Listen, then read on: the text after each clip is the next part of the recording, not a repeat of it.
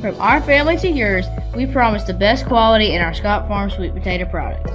Whether served as healthy wedges or crunchy chips, we take pride in serving our community and our country. Locally grown and hand-picked, our chips provide the perfect choice for your game day snack. Whether hitting a home run or cheering on the sidelines, our products ensure a healthy snack nearly everyone will enjoy. You're always safe at home with Scott Farm. And welcome in, ladies and gentlemen. Doug Page, along with you here from historic Fleming Stadium, as we get set for another edition here of Wilson Tobs Baseball, as the Tobs hosting the Edenton Steamers here on this Thursday evening, June 21st. As the Tobs come in with a 9-6 record. For Edenton, they come in with a mark of 5-10.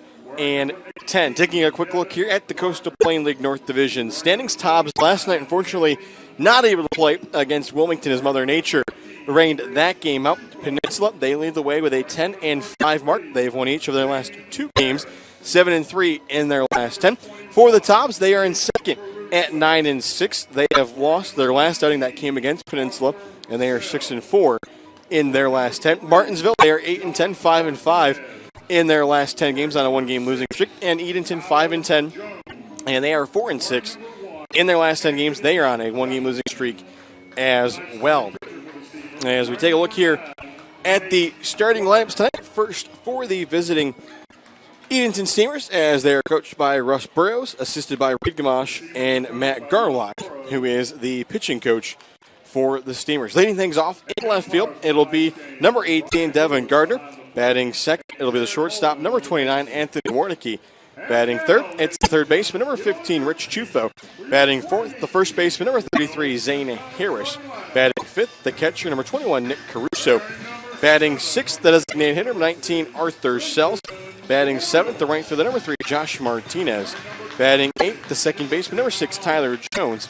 And batting ninth, center fielder, number 1, Anthony Jefferson. Starting pitcher tonight for the Edenton Steamers will be number 9, Nate Gardner. And now the starting lineup for your Wilson Tobs, as they are led by Brian Hill, assisted by Jim Leggett and Colin Brinkley. Leading things off in center field, it'll be number 7, Brenton Doyle. Getting his first start of the season for the Tobs, getting the start in right field tonight, number 26, J.T. Stone. Batting third, the second baseman, number 10, Kevin McGowan. Another new name in the lineup tonight for the Tobs, getting the start behind the plate, number 25, Hunter Coleman. Batting fifth, it'll be the shortstop, number 22, Pat Frick. Batting sixth, the third baseman, number 6, Jacob Nestor. Batting seventh, the first baseman, number 8, Caleb Dean. Batting eighth, the designated hitter, number 12, Jacob Sharon. And batting ninth, the left fielder, number 24, Antoine Tucker. And tonight's starting pitcher for the Tobs will be number 3, Chris Farrell from William and Mary. And so with that, we will send this one down to the field level for the singing of tonight's national anthem. Tonight's starting lineup was brought to you by Nationwide Insurance, Greg Robin.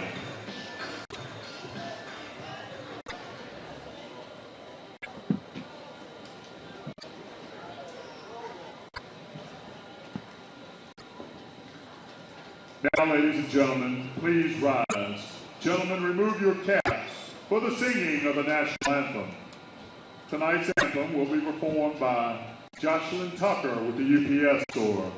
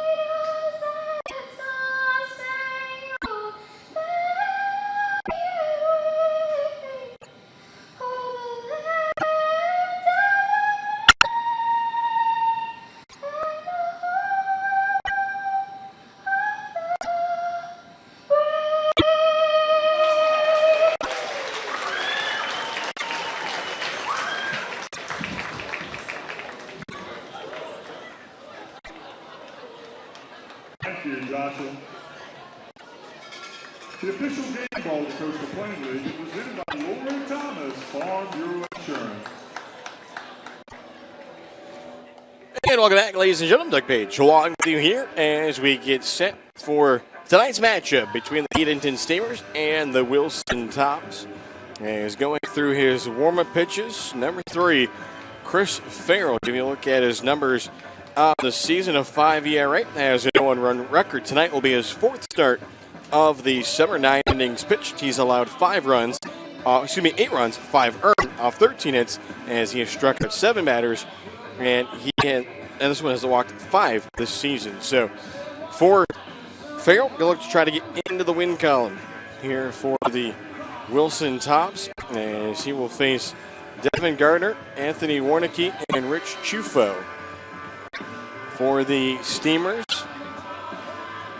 give you a look here at the standings across the other 3 divisions and the Coastal Plain League as we come into action here tonight. Over in the South, Savannah leading the way with a 13-3 mark. Florence at 9-7, Macon at 7-9, and then Lexington County at 6-11. Over in the East, Morehead City leading the way with a 12-3 mark. Fayetteville at 7-8, Holly Springs at 6-12, and Wilmington at 5-11.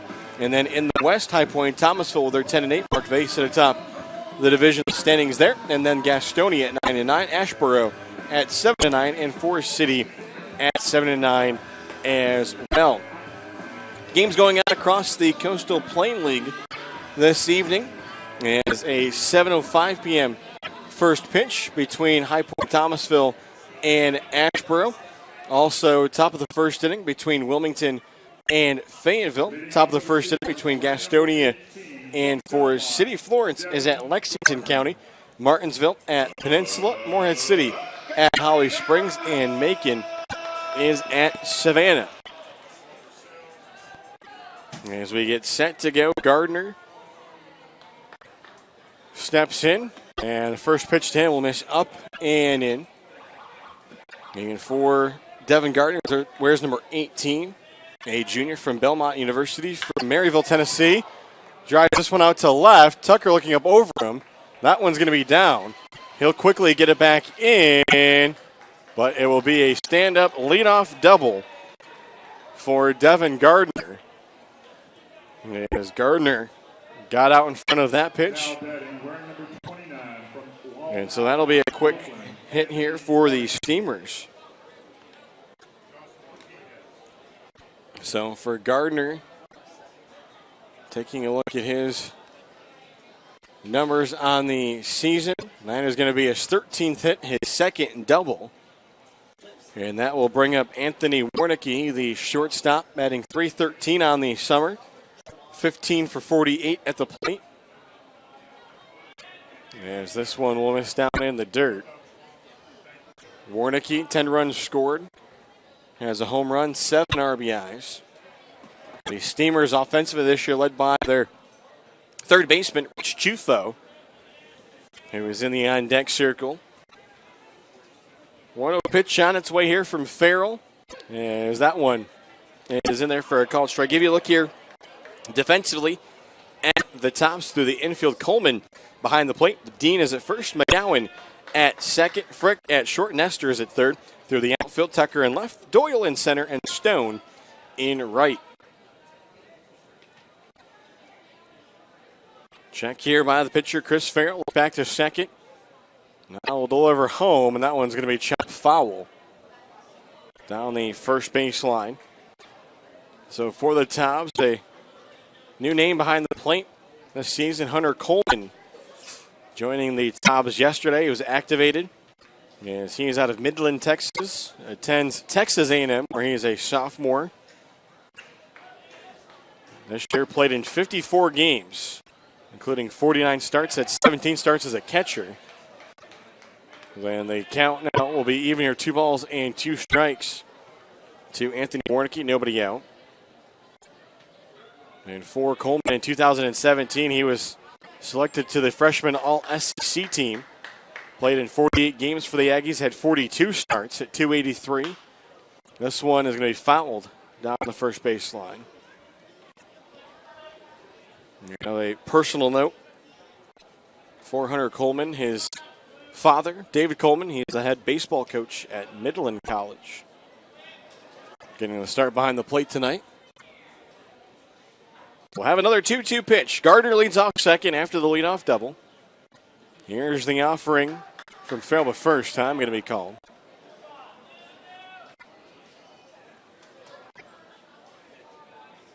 Rich Chufo, the third baseman on deck circle for the Steamers. Then Zane Harris.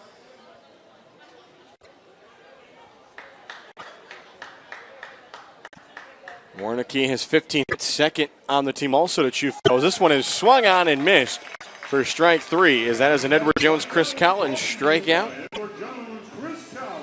So good job there for Farrell. The rebound after giving up the double that went up to the wall in left field. And so that'll bring up the third baseman, Rich Chufo, the sophomore, who is batting .370 this summer for the Steamers. 20 for 54 at the plate, 12 runs scored, 6 doubles, 4 home runs, 12 RBIs. Leads the Steamers in several offensive categories. Digs into the right-handed batter's box as he watches this first pitch miss up in the zone. As he has the shin guard on the left leg. And the arm sleeve coming down the right arm.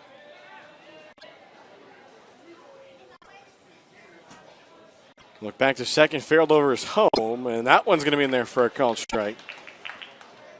Again, the coaches for the Steamers, head coach Russ Burgos, assisted by Reed Gamache and Matt Garlock.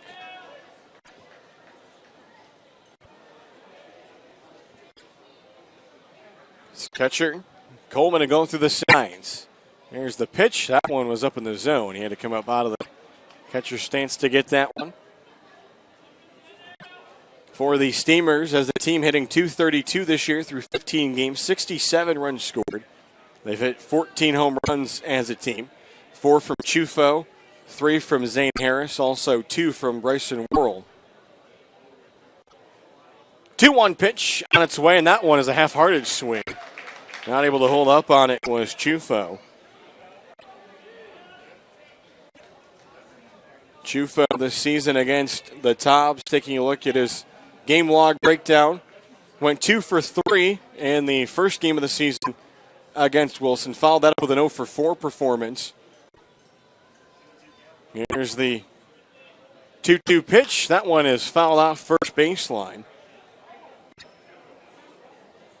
And then the next time the two teams met on June 14th, he went 2 for 4.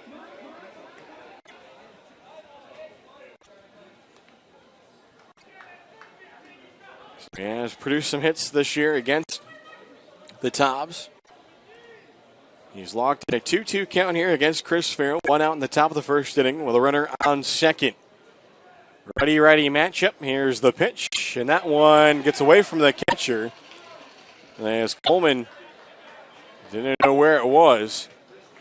So the count is now full 3-2, and that allows Devin Gardner to move up a base. Zane Harris in the on-deck circles. Edenton trying to jump out to a quick 1-0 lead.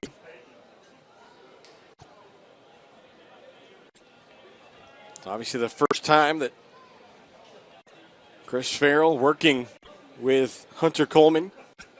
Here's the 3-2 pitch. That one is swung on. Hit up the middle, frick, and it got under his glove. And so that will score a run. As Devin Gardner will score easily from third. As Chufo will reach over at first. Now batting, wearing number 33 from Wright State, Zane Harris.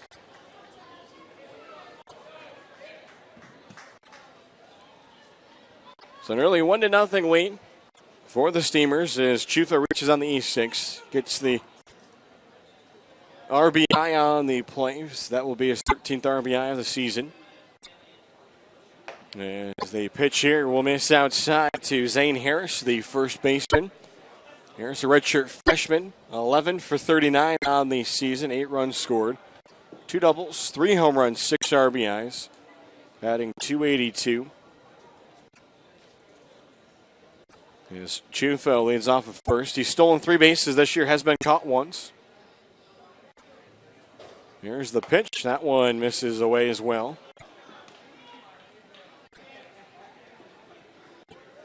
Tobs did not play last night in their last outing here against Peninsula. They saw the Pilots jump out to an early lead. Tobs had a 6-game winning streak that was snapped, and that 8-6 loss against Peninsula, and that broke up the tie atop the CPL North Division. Tobs looking for their 10th win of the season. Count here is 3-0 to the batter, Zane Harris, and that one misses. So a tough start here for Chris Farrell, as 3 of the first 4 batters have reached base.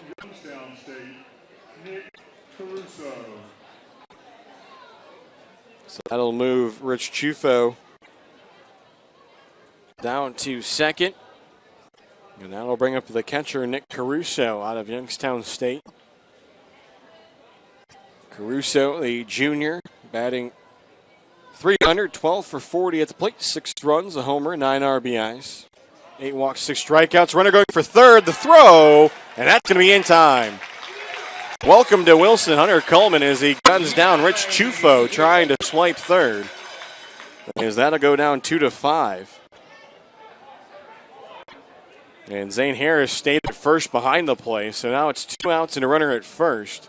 I believe the pitch was a ball, but there was no signal from the home plate umpire. As this one's a high chopper, so it won't really matter. Frick waited on it, and luckily the scooper, as Harris didn't get to the bag.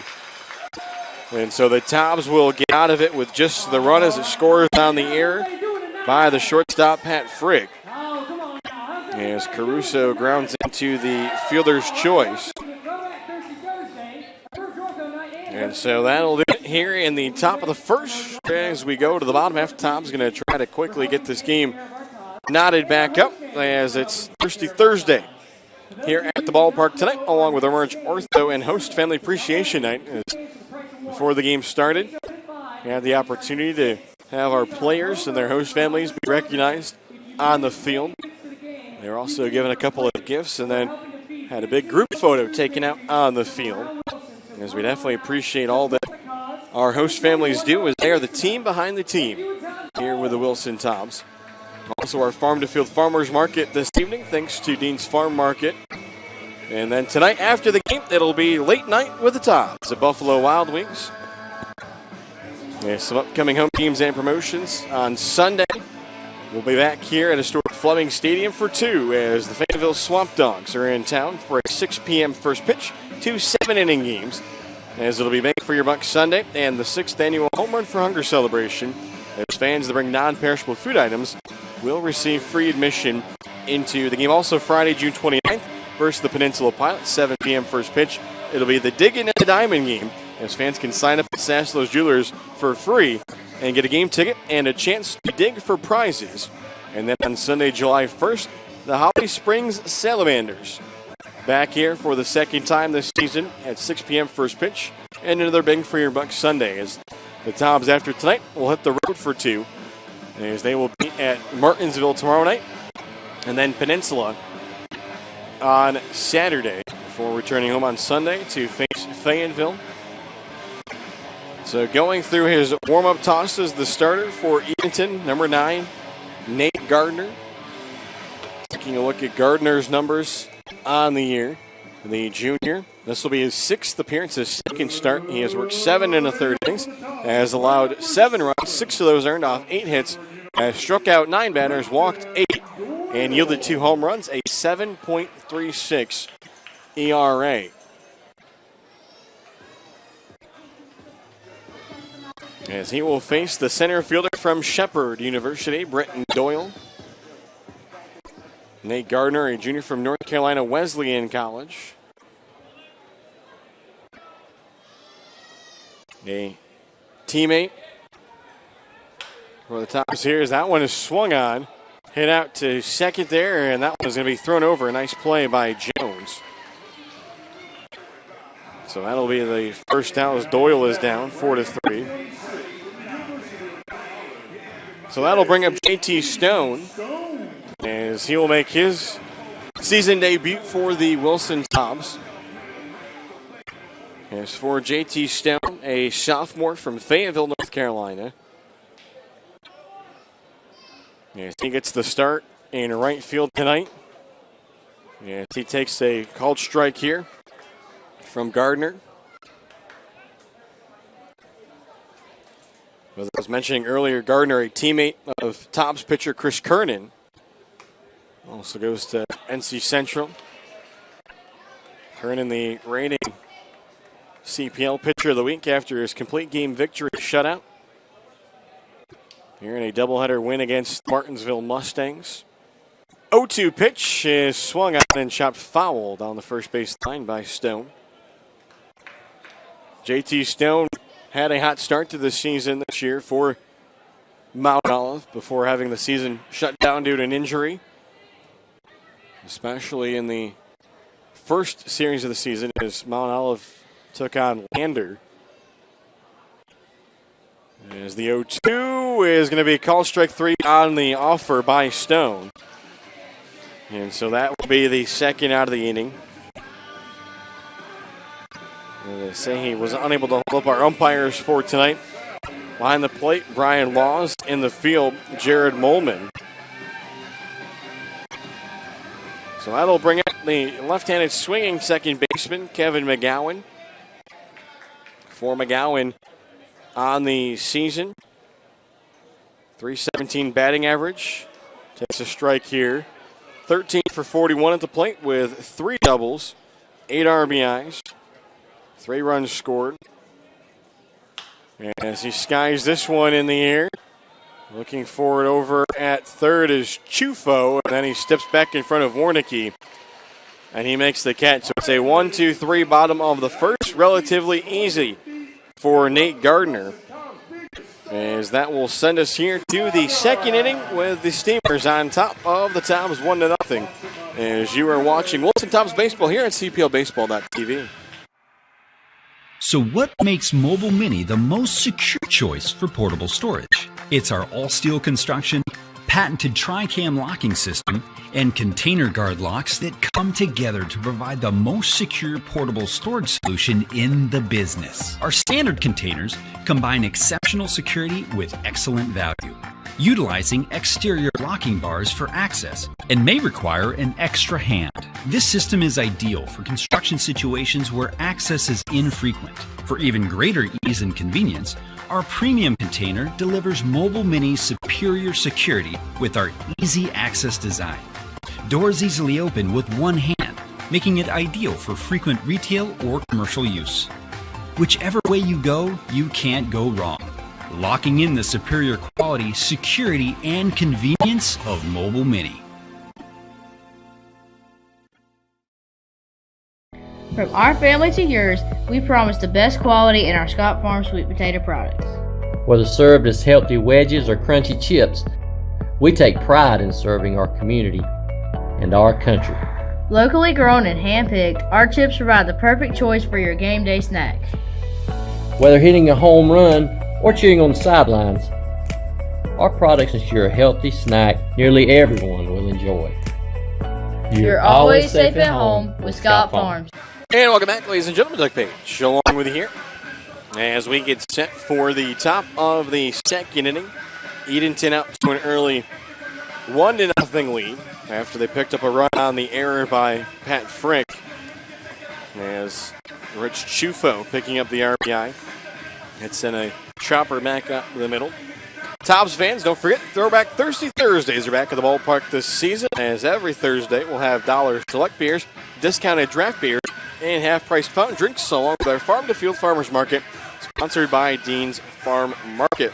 Also, every Thursday, leading up to Paint the Park Pink Night on Thursday, July 26th, the Tobs will be holding a silent auction for players' pick jerseys, as all proceeds will benefit the Wilson Community Health Center for those women who cannot afford mammograms.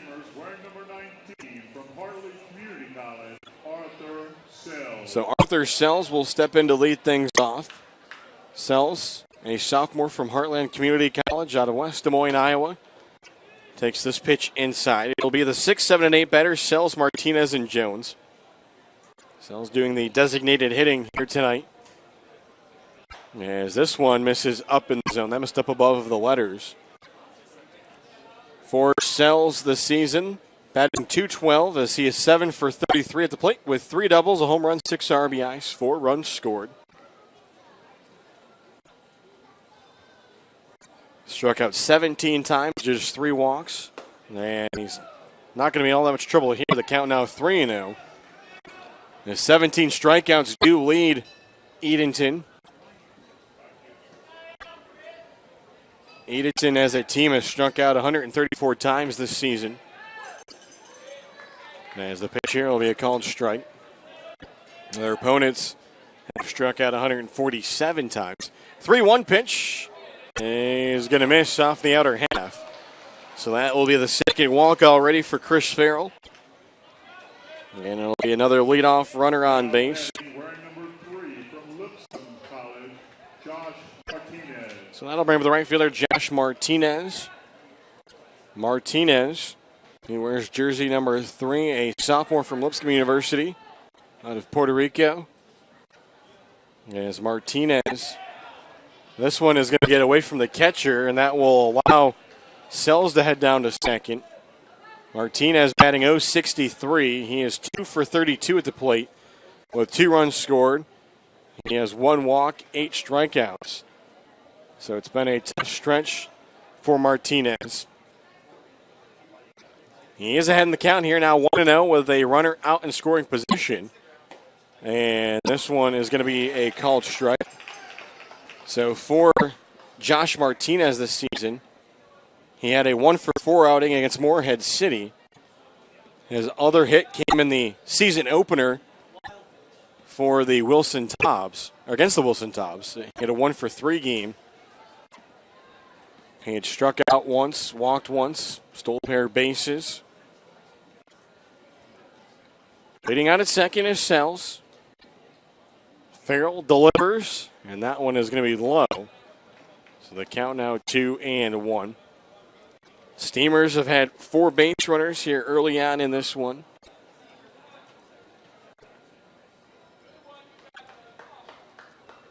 Coleman will go through the signs. Here's the offering. That one's swung on. Frick has to go to first to get the out, but that will move the runner Sells over to third. So potential second run of the game stands on third with 1 away for Edenton. So Tyler Jones, the second baseman, will step up. You would think the head coach Brian Hill would be familiar with Jones as he plays his collegiate baseball at Chowan. Jones on the season, batting .125, 3 for 24 at the plate. Does have 2 RBIs. Here's the offering, and that one will be up at the letters, misses for the ball. It's been a tough start here for Chris Farrell, as that was his 30th pitch. Just 12 strikes. Arthur Sells, the leadoff batter who walked, leads off third. This one is in the dirt. No idea from the catcher, Coleman, where it is, and that's going to allow the run to score. As Coleman had no idea where it was. Wasn't getting a whole lot of help from his teammates, and so that allows Sells to score from third. And that's going to be a 2-0 lead here for the Steamers.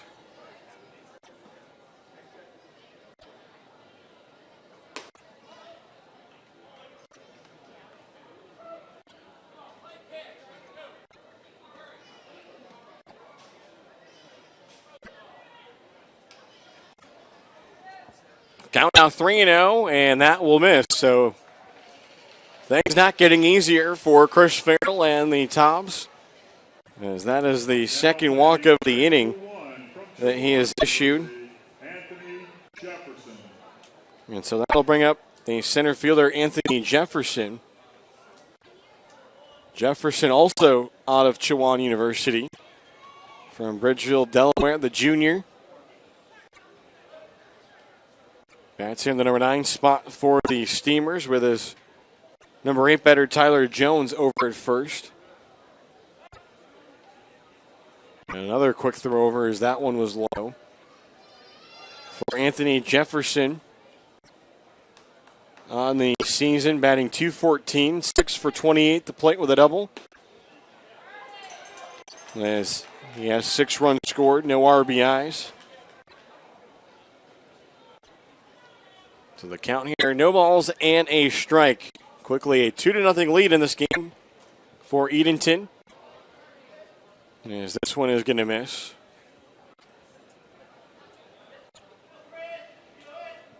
Waiting over at first, Jones.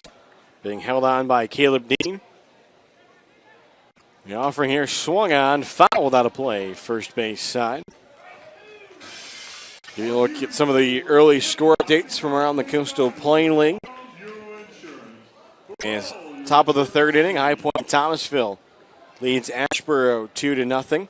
Top of the second inning, Fayetteville at home leading Wilmington 1-0. Bottom of the second, Gastonia on the road at Forest City leads 1-0. Bottom of the second, Lexington County trailing Florence 1-0 at home. Scoreless in the bottom of the second between Martinsville and Peninsula. Top of the second, Morehead City a 1-0 lead against Holly Springs. 2-2 pitch on the way here. That's in the dirt. So the count now full 3-2. And then top of the second inning, Macon a 2-0 lead against Savannah. Now look around your Coastal League out-of-town scoreboard as here at historic Fleming Stadium. Edenton out to a 2-0 lead with a run in each of the first and second innings. And the third walk of the inning is going to put runners on first and second. As that will bring pitching coach Jim Leggett out of the dugout, third base side.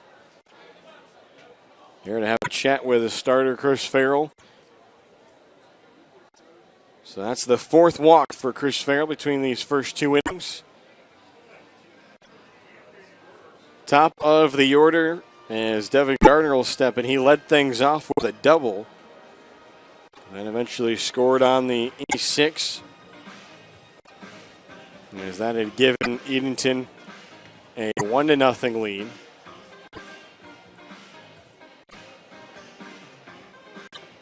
As it looks like Cody Smith starting to warm up down in the Wilson bullpen. As now the home plate umpire, Brian Law, is going to come out and break up the conference on the mound there as he will send Jim Leggett back to the dugout.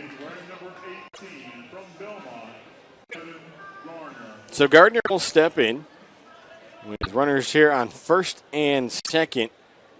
1 out and 1 run in the inning.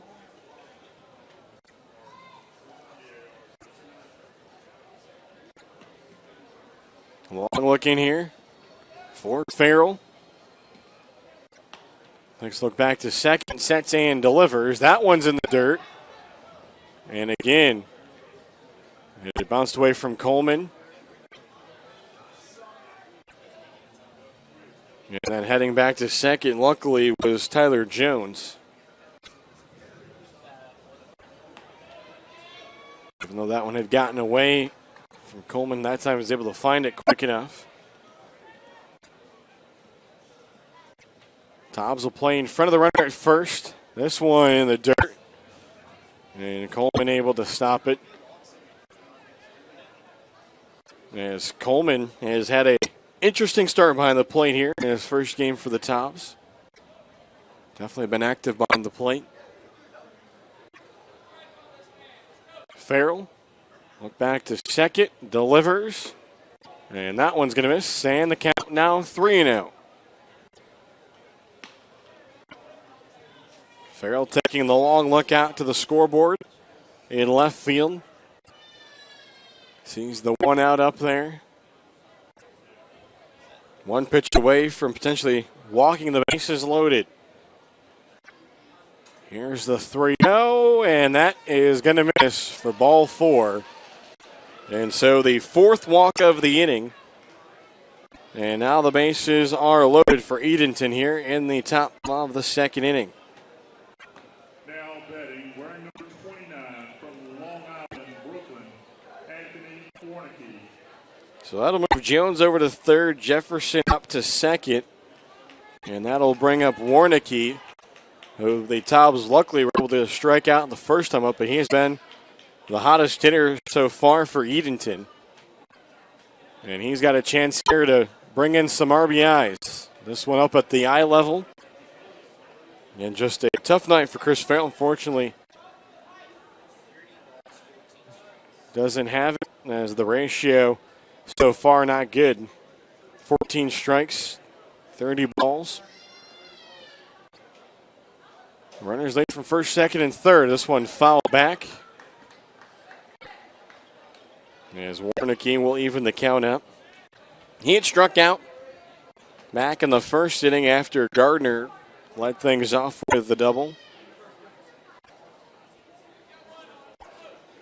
Tobs here will play with first baseman Dean on the edge of the infield grass.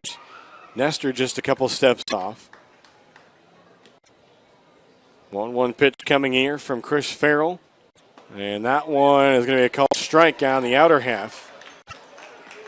So the count now a ball and 2 strikes. Rich Chufo in the on-deck circle. Edenton looking to try to put an early stamp on this game. Here's the 1-2, and that one misses outside. Coleman tried to frame it. No call from the home plate umpire.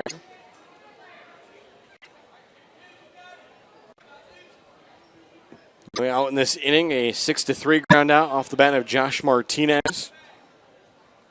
Here's the 2-2, and that one fouled at the plate.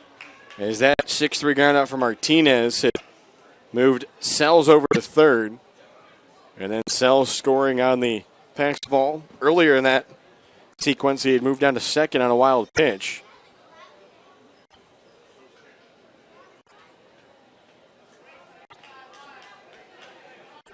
So the count even here, 2 balls, 2 strikes. Righty-lefty matchup. The pitch is swung on and fouled out down the left field line. There's Warnicki, a good defensive swing there, getting a piece of it.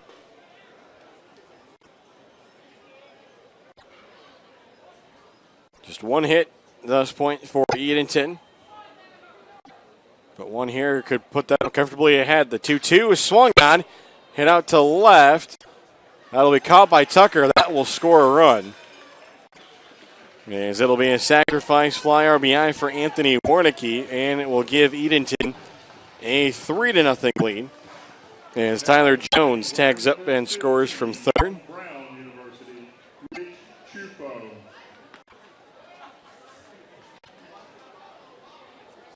So that'll bring up Rich Chufo, the third baseman. Rich got an error by Frick in the first, also an RBI as Gardner scored from third. The runners at first and second had to hold. Righty matchup. Here's the offering from Farrell. That one is in the dirt. Nice scoop by Coleman as he was able to find it. Tobs went 1-2-3 in the bottom of the first against Nate Gardner. Really weren't able to answer with all that much after they saw Edenton play to run in the top of the first. Runners lead from first and second. Farrell delivers, and that one is going to get away from Coleman. And they're going to hold the runner at third. So both runners will move up. As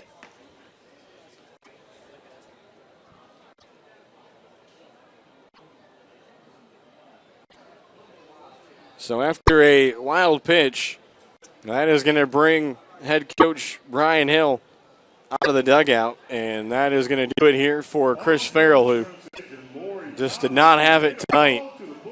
So that'll bring Cody Smith in, who will have a quick word with one of his teammates from Chowan, and Anthony Jefferson, who was over at third base. So both runners on base, the responsibility of Chris Farrell, the starter. And let's see what Cody Smith can do against Chufo. As right now it's a 3-0 lead for Edenton. 1 run in the top of the first, 2 in the top of the second here. As they've got just 1 hit, it was a double back in the first. Fortunately, though, 5 walks issued by Chris Farrell. So Cody Smith will go through his warm-up tosses here, the left-hander. On the season, a 2.84 ERA. His 8th appearance, all out of the bullpen. 6 1/3 innings pitched. He has allowed 4 hits, 2 runs, struck out 8 batters, and walked 7. But in his last outing for the Tobs, he came in relief of Sean Deely. As in that one, he came in with the bases loaded and nobody out, and was able to get 2 strikeouts and a fly ball to get the Tobs out of the 3rd inning against Peninsula. So Tobs and head coach Brian Hill looking for him to do the same here. He is behind the count, 2-0 to Chufo. So it'll be a lefty-righty matchup now. Smith sets and delivers. That one skied in the air. And JT Stone will make the catch. And that'll do it. So just 1 pitch needed for Cody Smith as Chufo flies out to right. But the Steamers plate 2 to up their lead to 3-0. As it is 7 batters that come to the plate for Edenton here in the top of the second. Tobs fans, be sure to join us on Thursday, July 19th for the Tobs Military and Local Heroes Appreciation Night. Veterans can attend the game for free while active military, 911 telecommunicators, police, and fire department members will receive discounted tickets. Be sure to come out and show your support for your local heroes. Again, that's on Thursday, July 19th. Hey, Tobs fans, get ready to hit the rails this summer with NC by Train. Hop on board at 12 stations from Charlotte to Raleigh and skip the hassles of parking and traffic while enjoying Wi-Fi, outlets to charge your devices, and spacious seating. Book your travel today by visiting ncbytrain.org. That's ncbytrain.org. Go Connect. As the Tobs will have 2 more R.A. Jeffrey.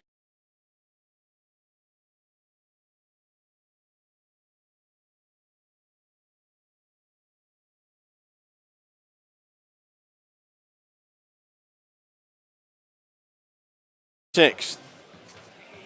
As we get set for the bottom of the second inning, it'll be Hunter Coleman, Pat Frick, and Jacob Nestor, the 4, 5, and 6 batters for the Tobs after Nate Gardner worked a 1-2-3 bottom of the first, a ground out, a strikeout, and a pop-up.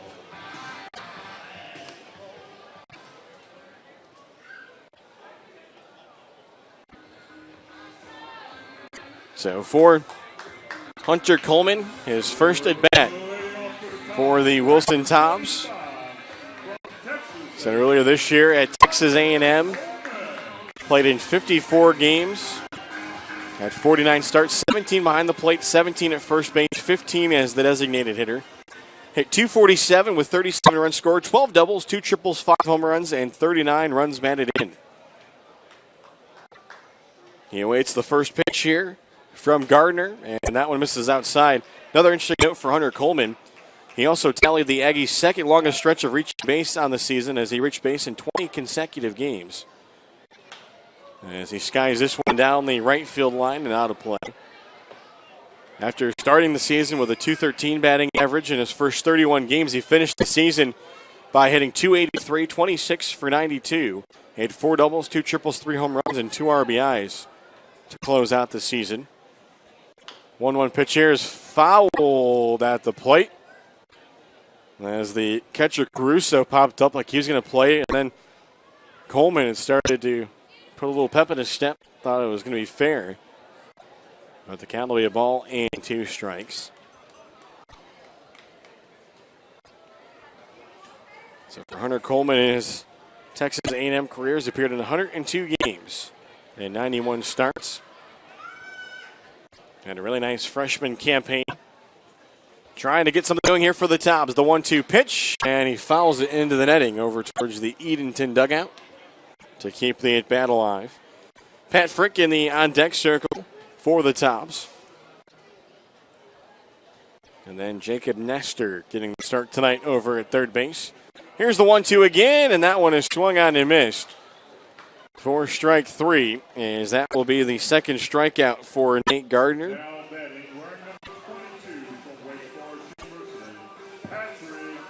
So that'll bring up Pat Frick out of Wake Forest.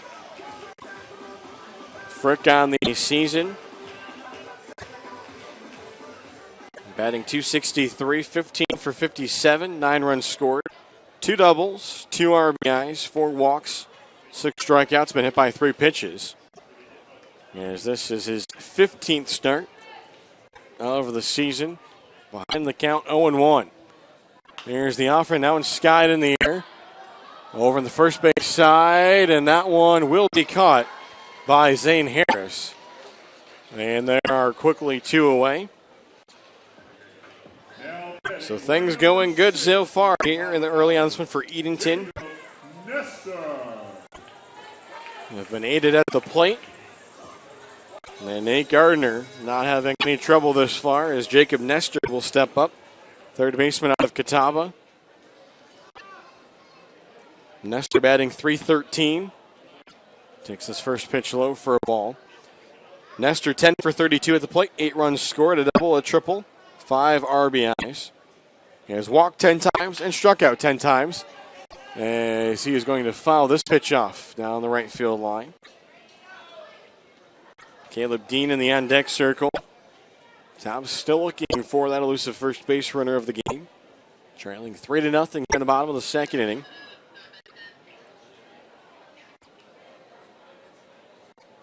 He's going through the defensive positioning signs here as Caruso. Now he'll get ready to relay the sign to his pitcher. Here's the 1-1. And that one's going to be a called strike. Nestor started by showing bunt, then pulled back. Wasn't all that happy when he saw the strike call from the home plate umpire. Here's Gardner's delivery with 2 outs, and that one is in the dirt. That's probably the first pitch that we've seen from Gardner that really hasn't been anywhere around the strike zone in this one. Nestor tries to keep the inning alive. Here's the pitch to Caruso, and again, it's in the dirt. So the count now full. Uncharted territories early on this one for Nate Gardner. In danger here of allowing his first base runner of the game. Here's the payoff pitch, and that one is inside, ball 4. And so Jacob Nestor works his 11th walk of the summer. He heads down to first, and that'll bring up Caleb Dean.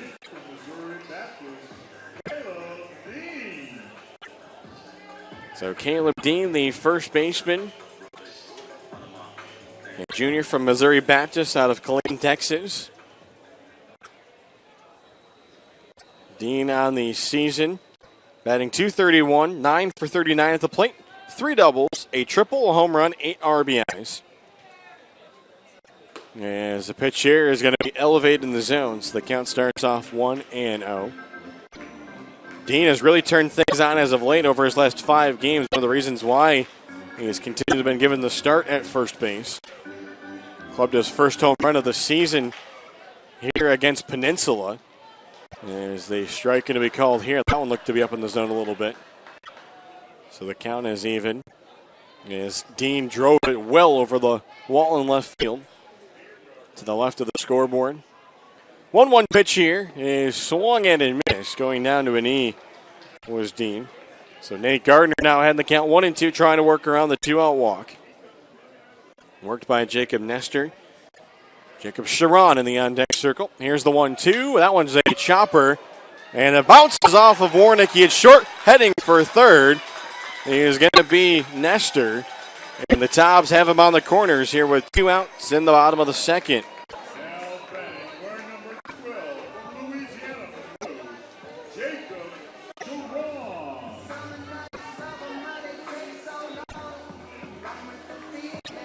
So So now the Tobs have runners here on first and third. Both teams with an error in this one. And that'll bring up Jacob Sharon, the designated hitter out of Louisiana Monroe. Sharon from Ottawa, Ontario, Canada. As he takes the first pitch, he sees for a called strike. Sharon in the season batting .273. This will be his sixth start of the season. 3 for 11 at the plate. 3 runs scored, a home run, 2 RBIs. As he takes this one, a breaking ball in there for a called strike. Nate Gardner dropped that one off of the end of the dinner table. Tobs have Jacob Nestor at third, Caleb Dean at first here with 2 away, trailing 3-0 in the bottom of the second inning. Gardner sets, delivers, and that one up at the letters. Good take there by Sharon. So with the addition of Hunter Coleman, the Tobs now with 3 catchers on their roster. With Jacob Sharon and also Shamoy Christopher. 1-2 pitch is going to be swung on with Scott in the air. This one shallow. Warnicki settles under it eventually, and he will make the catch even though he got out there late. So the Tobs will strand 2 on base after the walk and the error. As we've played 2 full, we go to the third. As you're watching Wilson Tobs Baseball here on CPLBaseball.tv.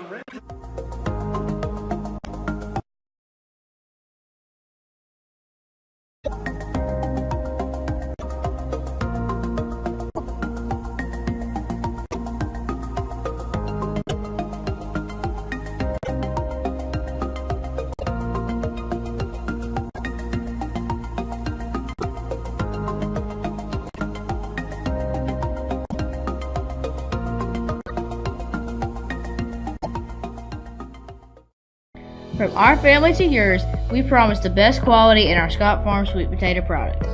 Whether served as healthy wedges or crunchy chips, we take pride in serving our community and our country. Locally grown and hand-picked, our chips provide the perfect choice for your game day snacks. Whether hitting a home run or cheering on the sidelines, our products ensure a healthy snack nearly everyone will enjoy. You're always safe at home with Scott Farms. And welcome back, ladies and gentlemen. Doug Page along with you here as we get set for the top of the third inning. A 3-0 lead for the Edenton Steamers over the Wilson Tobs. Just 1 hit up on the board for Edenton, but they've been able to cash in on some early walks. And 1 Wilson error. But Cody Smith out there now for the Tobs. He came in, delivered 1 pitch to Rich Chufo and got the third out of the inning after Warnicki delivered the sacrifice fly against the starter Chris Farrell. So leading things off will be the first baseman Zane Harris. That's in there for a strike. So lefty-lefty matchup. Harris walked in the first inning but was the third out on a fielder's choice to Frick at short. It'll be Harris, Caruso, and Sells. As the 1 pitch is going to miss. Looked like it dropped in there, but no call.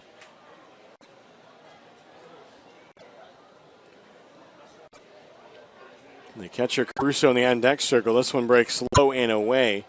Harris started to offer at it, but did not pull the trigger. With the lefty Smith on the mound, Tobs here have the defense shifted to the right. As this one is chopped foul right at the plate. As Nestor standing a good probably 30 steps off of the third baseline. Almost playing over in the shortstop hole. And then Frick shaded over towards the middle of the field.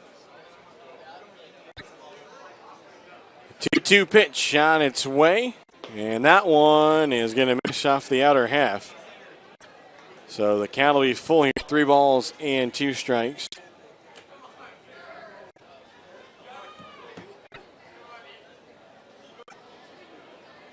Payoff pitch here from Smith. They swung on and fouled out of play. Third base side that came in on Zane Harris. So he did what he could do to keep the bat alive. We'll get another payoff pitch. Bottom of the fourth inning, High Point Thomasville now trails Ashboro 3-2. Fayetteville's doubled their lead. Ball here is swung on. Hit to first. Caleb Dean throws it to Cody Smith, who can't field it. That goes over towards the Edenton dugout. They're going to say that it was out of play. So taking second will be Zane Harris.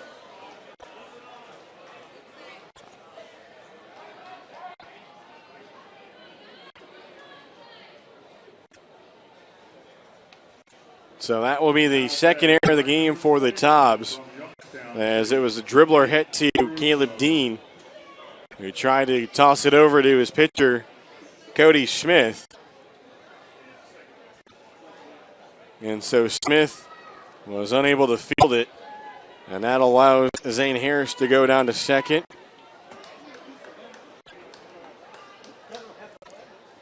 So that'll bring up Caruso, grounded into a fielder's choice, his first time up. As the count starts off 0-1 to him.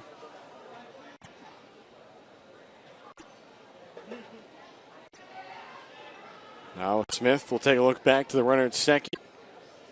And he delivers home. This one is swung on right back at Cody Smith. It goes off his glove. Can he make the throw? He still does. Nice play there by Cody Smith. And as it deflected off his glove, he was able to pick it up barehanded off of the mound.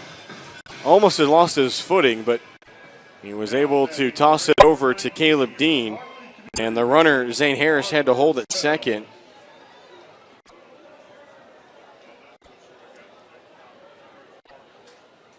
So Arthur Sells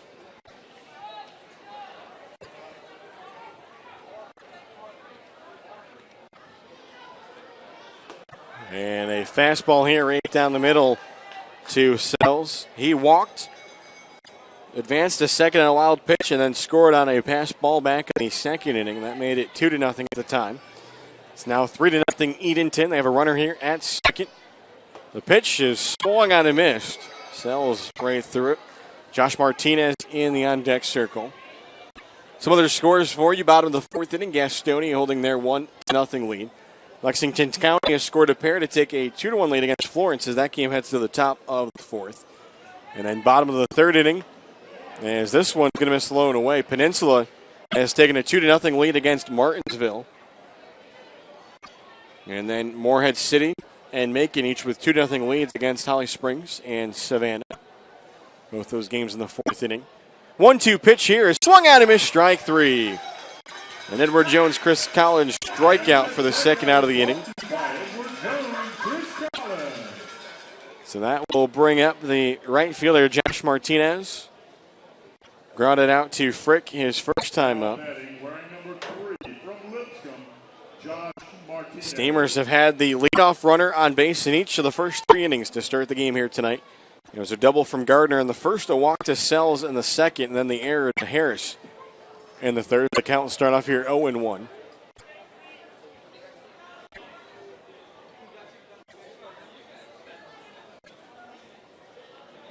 Martinez ready to go in the left-handed batter's box. The pitch is in the dirt. And Coleman tosses it back out here to his pitcher, Cody Smith.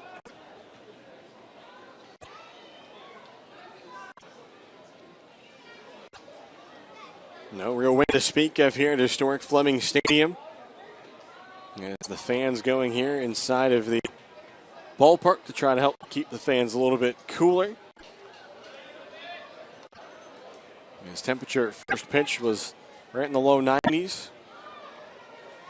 And with the humidity not helping all that much, as the humidity had the temperature up around 98. Count here, 2 balls and a strike. 2 away here in the top of the third. Smith delivers, and that one is going to be high. So the count is now 3-1. And for Josh Martinez, no matter how it comes, he would just love to get on pace here. A lot of speed if he can do so, and he showcased that earlier this season against the Tobs. Pair of stolen bases in Edenton. 3-1 pitch is a check swing. That'll be fouled over towards the Wilson dugout. So the count is now full. Should Martinez find a way to keep the inning alive, second baseman Tyler Jones in the end deck circle. So a pair of Chowan batters coming up here against Cody Smith. Pitcher swung on. McGowan, his throw in time. Nice job by Kevin McGowan. Ranging towards the middle of the field and then the toss. And so the Tobs will survive the leadoff error that strands Harris on base. As we will go to the bottom of the third inning, it'll be the 9-1 and 2 batters, Tucker, Doyle, and Stone for the Tobs. Fans, the season marks the 6th annual Home Run for Hunger event. It is the biggest food drive in Wilson County. So be sure to mark your calendars for this Sunday, June 24th, a doubleheader here at historic Fleming Stadium. 2 7-inning games. Gates will open at 5. First pitch at 6 p.m. As any fan that brings out non-perishable canned food items can receive free admission to the game. Also be sure to join us tonight for Late Night with the Tobs at Buffalo Wild Wings. Buffalo Wild Wings, the official sports bar of the Wilson Tobs. Is going through the warm-up pitches. Starter for Edenton, Nate Gardner. Allowed a pair of base runners in the second, but was able to work around the walk in the air. Also like to thank our exclusive partners, Thomas Law Attorneys, Greenlight, and Emerge Ortho. As all Tobs games presented in partnership with Thomas Law. Thank you to Thomas Law for your continued support of Wilson Tobs baseball over the past 22 seasons.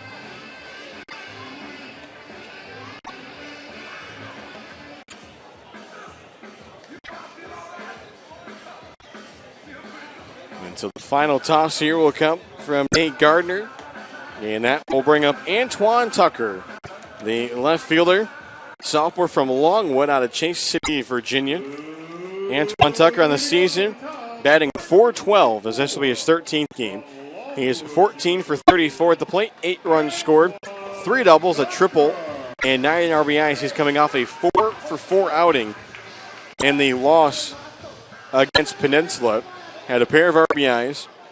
He also worked a walk in the 9th, so he went on base 5 consecutive times the other night. First pitch here, he skies it in the air. The catcher, Caruso, going to try to find it, and he'll make the catch. Really didn't even have to move. And so, unfortunately, Antoine Tucker down on the first pitch. And so the first time through the lineup for Nate Gardner. Does not allow a hit, walks 1, and sees his defense commit 1 error. So now back to the top of the order. Brenton Doyle will step in, grounded out to Jones back in the first inning. And the first pitch, that will break in over the inner half. JT Stone in the on-deck circle. Coleman gives the signs the pitch. Actually, sorry, Caruso giving the signs, and that one missed low. As Caruso, I believe, has started in each of the games behind the plate for the Steamers against Wilson. This one hit out to right. That one continued to travel. That one's going to get down. Doyle is around second. He's going for third. And the throw's going to come in, and Brenton Doyle is going to be in there with a stand-up triple. Brenton Doyle showing off the Oppo power. And then able to hustle over to third. So for Doyle, on the season, that'll be his second triple. And that'll be his 8th extra base hit of the season. And we'll see if the Tobs can get something going. He hit that one down the right field line and it just kept going and going. And Martinez was giving it a chase. He thought he was going to be able to get to it and then realized that it was just continuing to go towards the line. First pitch here will be a called strike to JT Stone. Stone struck out swinging his first time up. As he skies this one out to center, Jefferson under it. Are they going to send the runner? They will. Here comes the throw, and that one is not going to be in time as it skips off the plate. I'm assuming that's Brian Hill knowing right there what Jefferson can do in center as he plays at Chowan, so maybe using a little bit of a matchup there. So the Tobs are on the scoreboard and a run powered by Greenlight. Thanks to the sacrifice RBI fly for JT Stone. His first RBI is a Wilson Tob.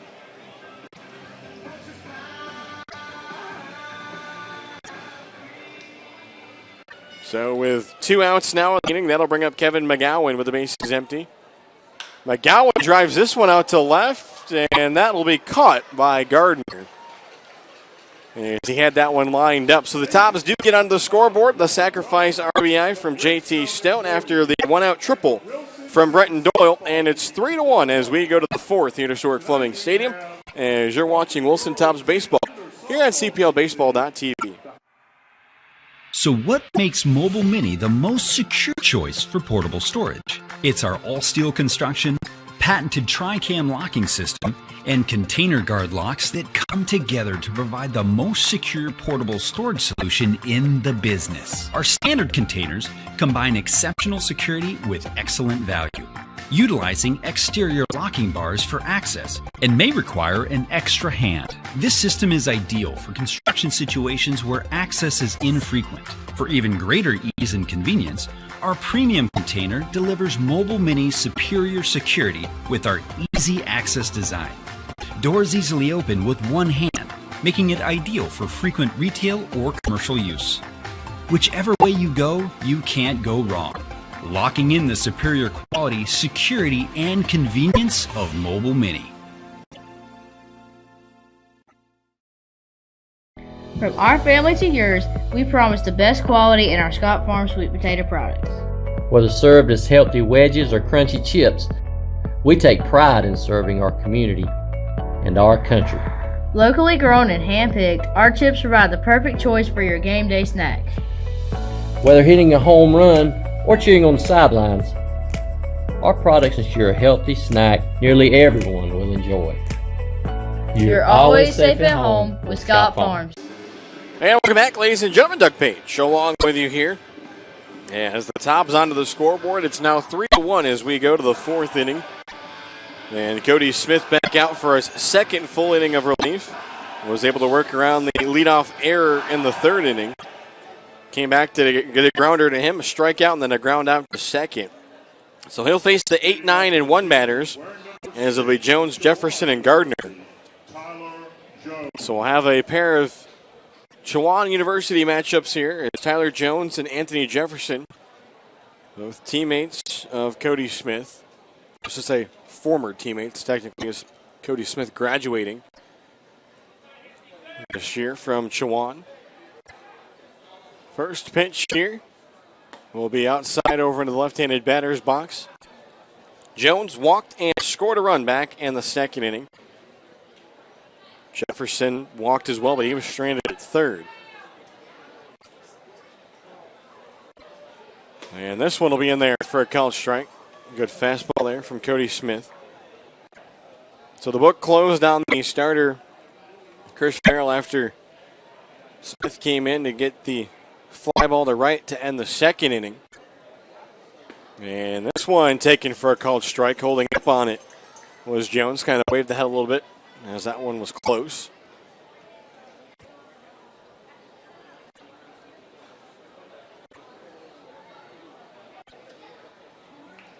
The 1-2 now is going to be over in the left-handed batter's box. Starting to lean was Jones, but he held up.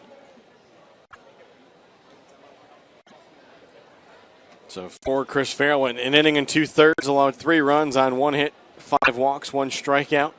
2-2 pitch is swung on. Hit out to left, Antoine Tucker trying to range it up, and he has it. And that's the first out. It's a good job there for Cody Smith to get the first down of the inning. And now that'll bring up Anthony Jefferson, the center fielder. Walked, stranded at 3rd his first time up. That was an inning in which Chris Farrell had walked 4 Edenton batters. Lefty-righty matchup. As the pitch here, like he did to Jones, and this over in the left-hand batter's box. Smith going to do some cosmetic work there in the landing spot from the mound. Top of the order, and Devin Gardner in the on-deck circle for Edenton. This one fouled back into the netting. Count leaving up. Gardner's been on base twice tonight. Tobs looking to try to get back into the win column after they saw their 6-game winning streak halted by Peninsula. 1-1 pitch. And it's going to be a called strike after Jefferson started by showing bunt. And in that 6-game winning streak, the Tobs had a 12-2 win against Edenton. It was the second win of that 6-game winning streak.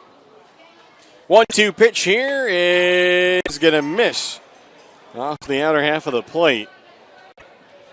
As Cody Smith thought he had frozen Anthony Jefferson of the 4th inning.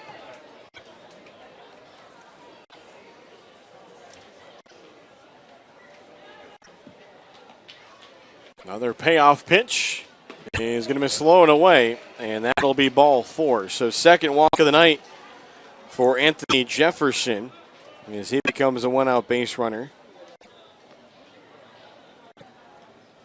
6th walk of the game by Tobs pitching. And so that'll bring up Devin Gardner, the leadoff batter, has doubled and walked in this one. The Tobs would like to send a special thank you out to all of our host families as they were honored before the game tonight for all of their support of the Wilson Tobs.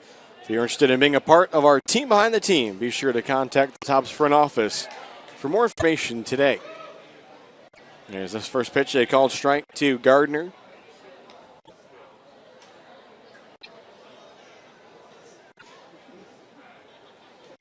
Right up on the right-hand batter box line is Gardner. Throw over to first here to check on the runner. As Jefferson has been on base twice here tonight. 2 stolen bases, 2 for 2.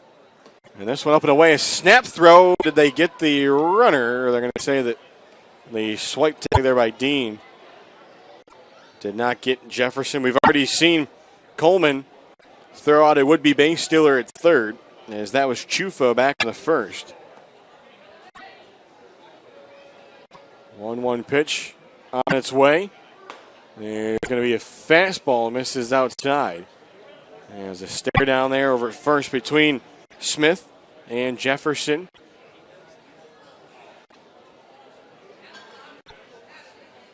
Dean holding him on, but Jefferson a very good lead. This one hit to short. Frick steps on the bag. His throw in time, even though he had to worry about Jefferson.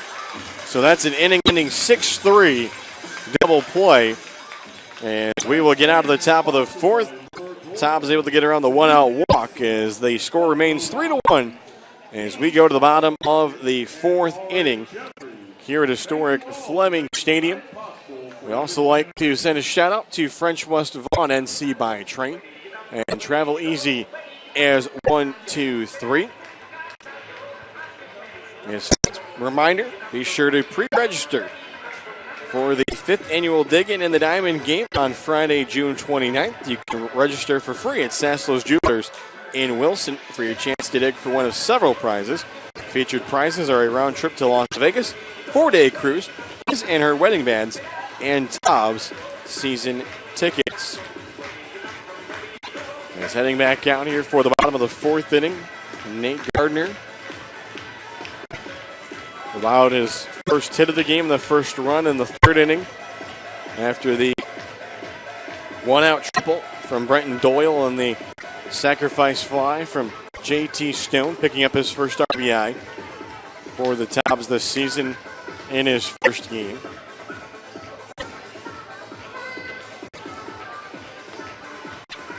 Some score updates across the Coastal Plain League. All even now in Holly Springs, bottom of the 4th. Lawrence City and Holly Springs tied 2-2. Peninsula still holding their 2-0 lead, as is Macon against Savannah. Lexington County has opened their lead to 3-1 against Florence. Forest City now on top of Gastonia 3-1. That game in the bottom of the 4th inning. Fayetteville is up their lead to 3-0 against Wilmington, bottom of the 3rd. High Point Thomasville has rallied back to regain the lead. They lead now 5-3 at the bottom of the 5th. As the lead has changed hands there early in that one between the High Toms and the Copperheads. High Toms scoring twice in the top of the 1st. Asheboro scoring 3 in the bottom of the 3rd. And then High Point Thomasville scoring 3 in the top of the 5th. And stepping in to lead things off, it'll be the catcher, Hunter Coleman. Struck out to get the second inning underway. That was his first at bat for Wilson. See if he can have a better second go around against Nate Gardner. And as this one will miss up and away. It'll be Coleman, Frick, and Nestor, the 4, 5, and 6 batters. Same that the Tobs had in the second inning. Here's the pitch, and that's a high fastball. Swung at and missed. Coleman couldn't hold off on it. Had a little bit of an upper swing to that one. As it looks like Eddie Tavares down warming up at the bullpen for the Tobs. With Shamoy Christopher. As Cody Smith has worked 2 full innings of relief. 1-2 pitch here to Coleman. That one is swung on the right field line, and that one is going to be well foul. Trying to get to it was Martinez.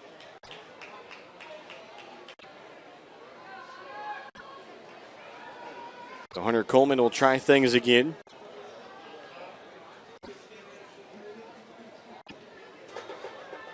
As for Cody Smith, 2 1/3 innings pitched after coming in with 2 outs and a runner on base in the second inning. And this one is going to be a drop third strike, but the throw will be down to the first baseman Harris by the catcher Caruso to complete the strikeout and the 2-3 put out.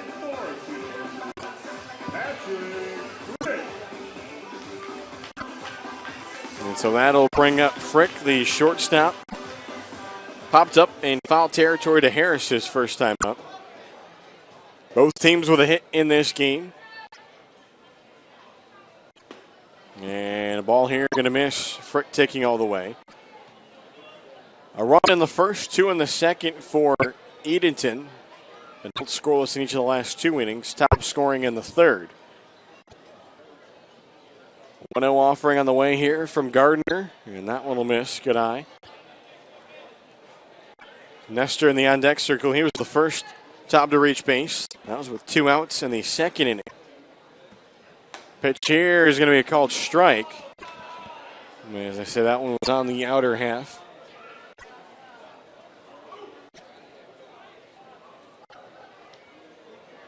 Signs given by Caruso. The pitch is inside. Almost caught the hands of Frick, and the count is now 3-1. Frick, the sophomore out of Wake Forest from Greenville. Trying to get on base. The offering in there for a call strike 2 is Frick all the way. Frick, coming out of high school, was picked as the number 18 prospect in the state of South Carolina by Perfect Game. Turned that into a strong start with Wake Forest. Appeared in 22 games, made 13 starts as a freshman for Wake Forest. Played at short, second base, and right field. Finished the year with a .294 batting average. This season for Wake Forest started in 47 games at .261 with 3 home runs and 30 RBIs. And he's going to get on base for the first time tonight as the 3-2 pitch sails outside from Nate Gardner. As it's a 1-out walk. Second walk of the game issued by Gardner. So that'll bring up Nestor. Walked in his first at-bat.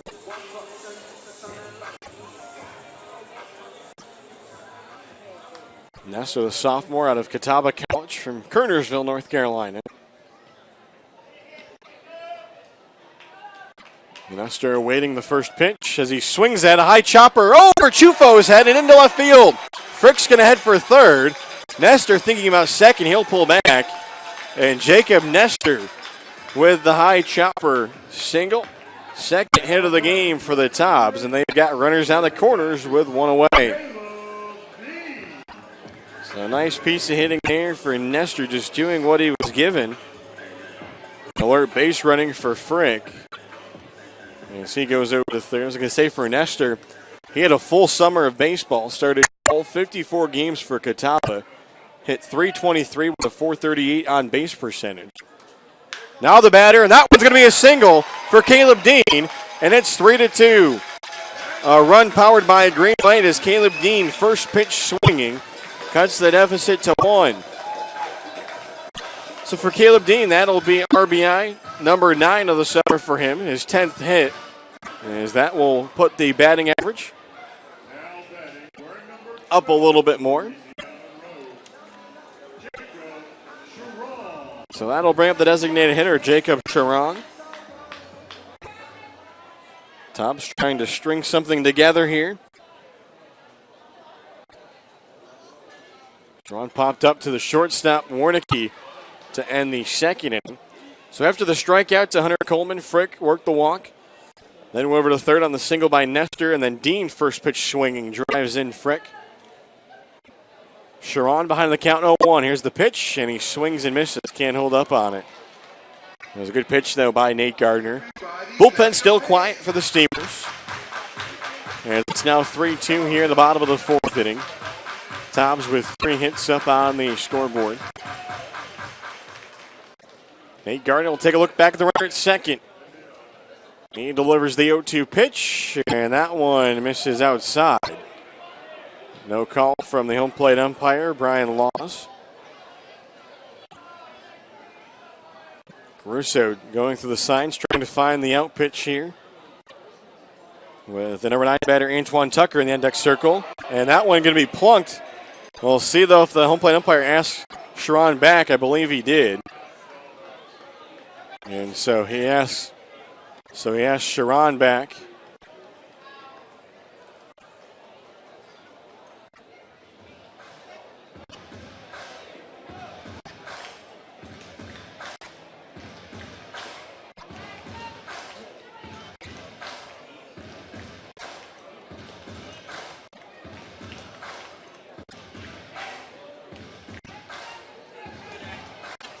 So 2-2 the count now to Sharon after he's asked back by the home plate umpire. Here's the pitch from Gardner, and that's a called strike 3 on the inside part of the plate. And so now there are 2 outs here with runners on first and second. Second strikeout of the inning for Nate Gardner.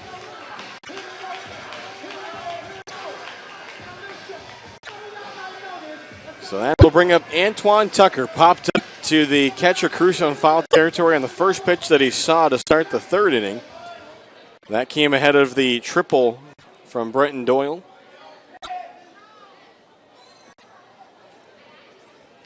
Gardner takes the look in here. Now delivers to his catcher. That one is inside. Throw down to second. And back in time was Brenton Doyle. He had the runner at second is Nestor. As Nestor had a pretty good lead out there at second.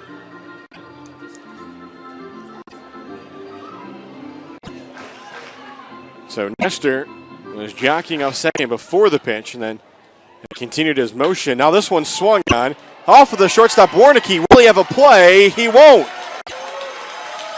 So that is going to load the bases up for the Tobs, as Tucker will reach it first. As Nestor will go over to third. Dean moves down to second. Second error of the game. Charge down the shortstop, Warnicki. And so now Brenton Doyle will step up with the bases loaded. Here in 2 outs. Tobs down by a run. And did they just call a balk? They did. They just called a balk on the starter, Nate Gardner, as Jared Molman gave the signal. So that's going to tie the game.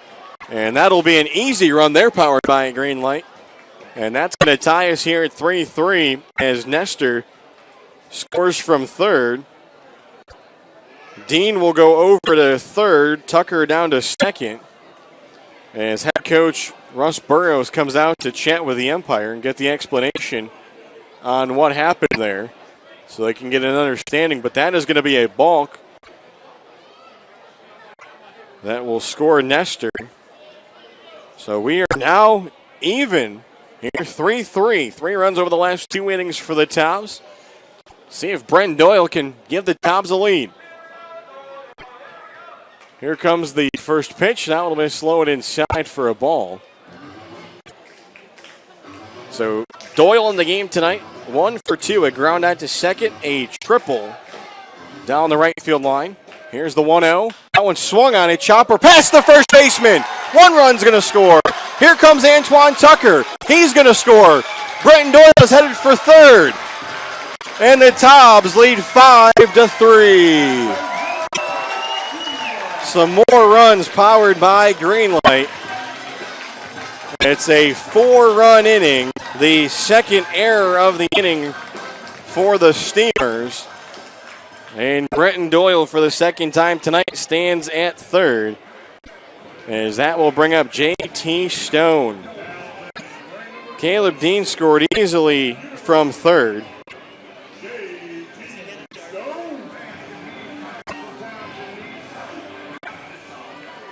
And so Antoine Tucker was able to score from second. And now a foul tip here as J.T. Stone will start off on the count behind 0-1. So that one will go down as an E3.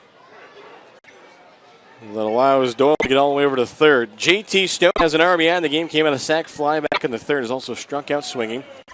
Takes this one down in the dirt.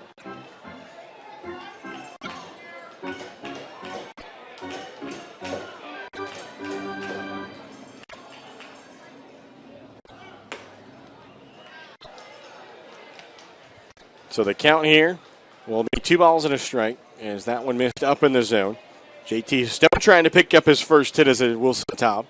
Here's the pitch, and that one up. And now a snap through it down to third as Doyle was kind of taking his time to get back, and Caruso didn't want to mess around. Luckily, he didn't throw it away, though. And that would have just put the cap on the inning for the Steamers. So defensively, things haven't been all that solid here tonight. Already 5 errors between the two teams. 3 for Edenton, 2 for Wilson. 3-1 pitch here is going to be in there for a called strike. J.T. Stone didn't agree with it all that much, but definitely way too close to be taking there. But Stone didn't think he was going to be able to pull the trigger. So now the count full. Here's the pitch, and that one is outside, ball 4. And so J.T. Stone on base for the first time in a Wilson uniform. And so this will be the 9th batter of the inning to step up for the Tobs as Kevin McGowan makes his way to the plate. Hunter Coleman, who started the inning, works up into the on-deck circle. As pitching coach Matt Garlock makes his way out to the mound. Action just starting down in the Edenton bullpen. There's one pitcher tossing there, maybe a second one heading down, unless that's a player just to protect the pitcher. With the bullpens here on both foul lines in play. So no protection really for the pitcher facing away from the action.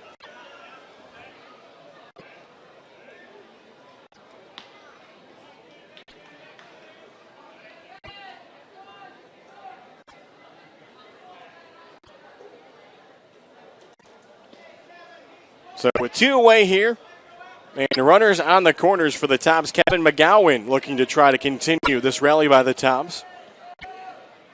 As the first pitch he sees will be a called strike. Kevin McGowan in the game tonight has popped up to third and flying out to Gardner and left.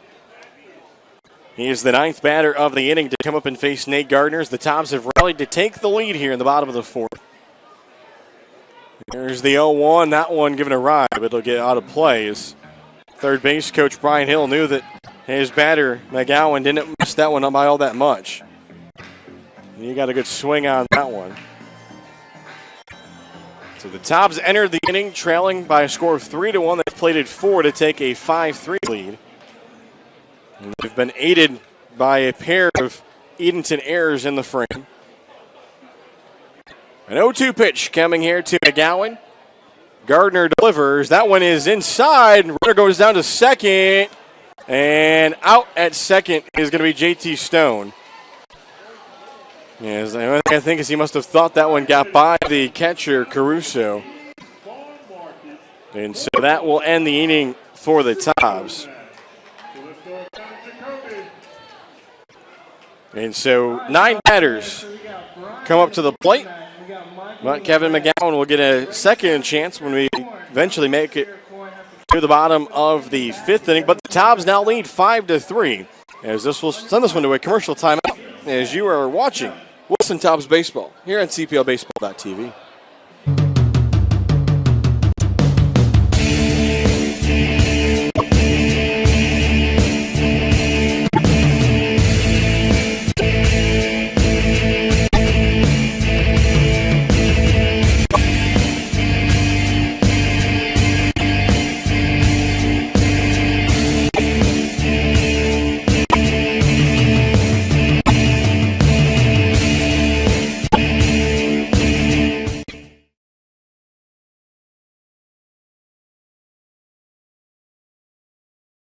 From our family to yours, we promise the best quality in our Scott Farm sweet potato products.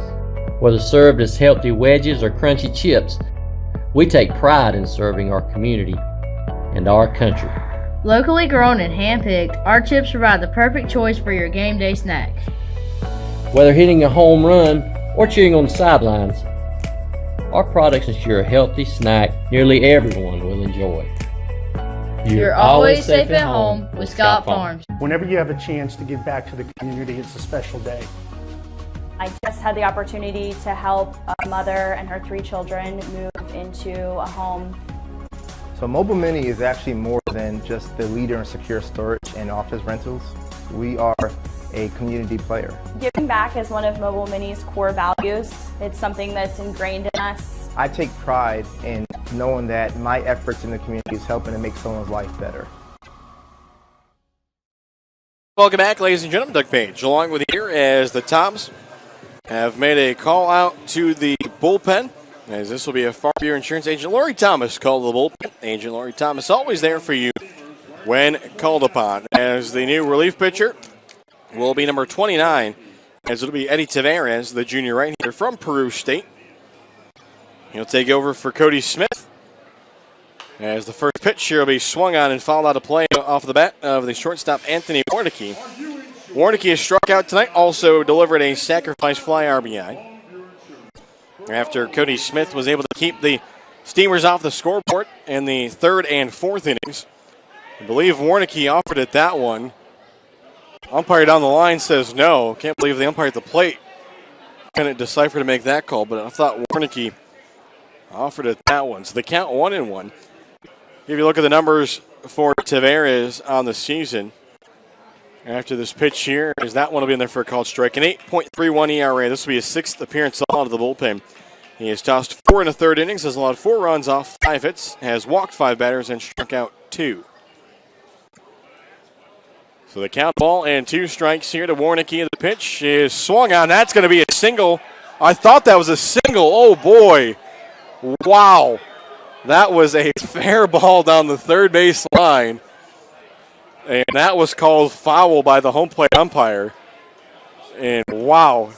This is a spot where if head coach Russ Burrows gets tossed out of the game, I would not be mad. I almost would be happy because that was a fair ball down the third base line.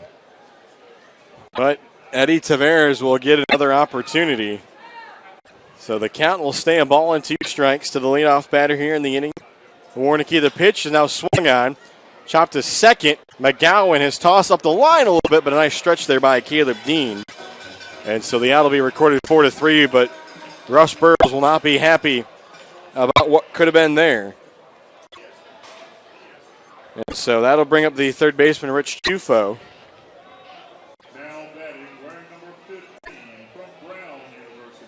And so Chufo steps in. He has reached on an error tonight, also flying out to right. That came against Cody Smith after he took over for the starter, Chris Farrell. A strike delivered here. So Chris Farrell has been taken off of the decision. He'll get the no decision tonight. And the offense rallying back to help him. Just a tough start for him on the night. Pitch here swung on out to right, and that one's going to be over the head of Stone. That's going to go to the wall. Looking for third, but now stopping. And now looking for third is going to be the runner Chufo, and he'll get there. And so Chufo had stopped at second, but then decided to go to third once he saw the throw was going to elude the shortstop Frick. And so now that will put a runner at third with 1 out. As it was misplayed by JT Stone out in right field. So that'll bring up Zane Harris. First pitch here swung on, skied in the air. Caleb Dean over in foul territory. Looking for it, makes the catch. And there are 2 away. So good pitch there from Tavares. Came in on the hands of Zane Harris. So that'll bring up the catcher, Nick Caruso. So now 6 combined errors so far between the 2 teams. And so that'll bring up the catcher, Nick Caruso. Has grounded into a fielder's choice, grounded out to the pitcher. Takes this one low and away for a ball. So the runner, Chufo, over at third.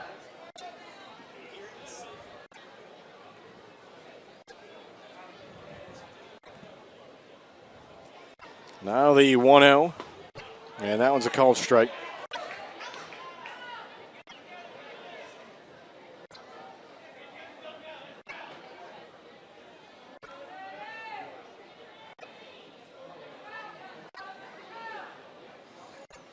So the count here, ball and a strike.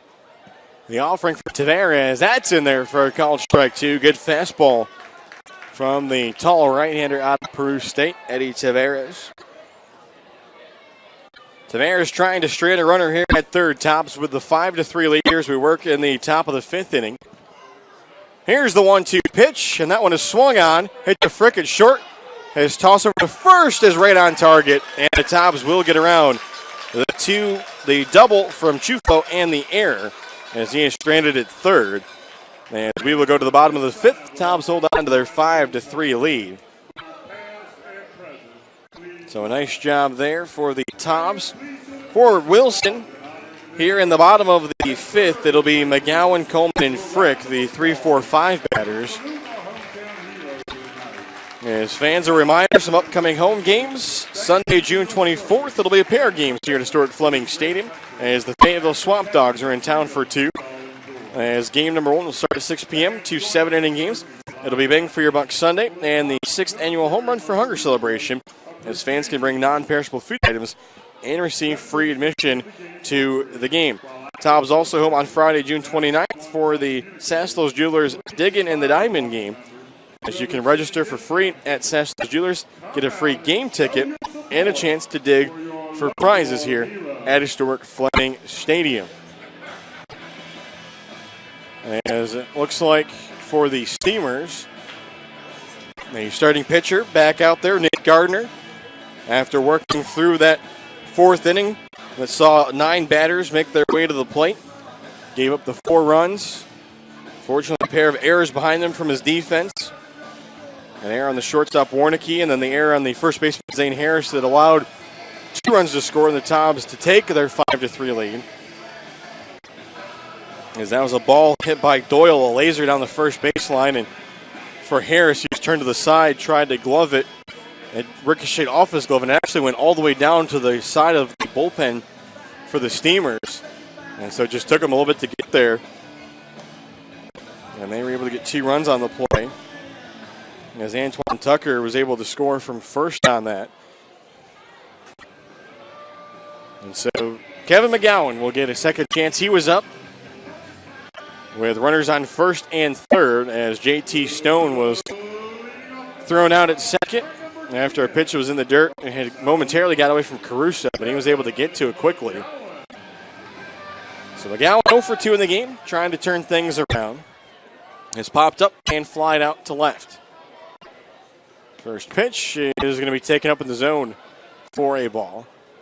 Play at least right now that the Steamers might be looking back to was the ball hit by Warnicki down the third baseline that was fair all the way but called foul. Now this one is a seeing eye single into center, and Kevin McGowan has himself a leadoff single.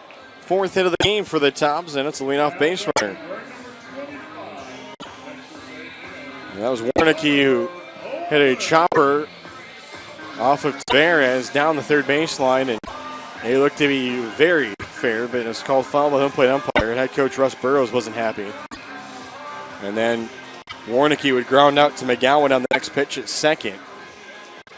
And then in the next at bat, we saw Chufo get the double out to right that probably without a doubt with Warnicki on any of the bases probably would have scored him as he got over the head of Stone.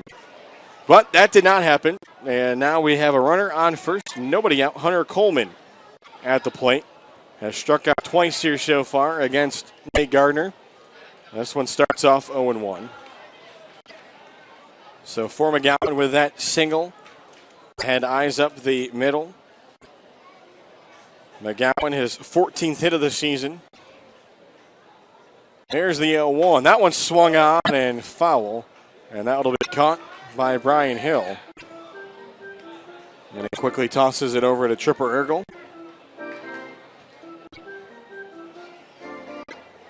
We work here in the bottom of the 5th inning. 5 runs for the last 2 innings for the Tobs as they erased an early 3-0 deficit. After a tough start for Chris Farrell, the Steamers got 1 in the first, 2 in the second. 0-2 pitch coming here, and that one is a called strike 3. And so a tough start continues for Hunter Coleman as he has struck out 3 times here this evening.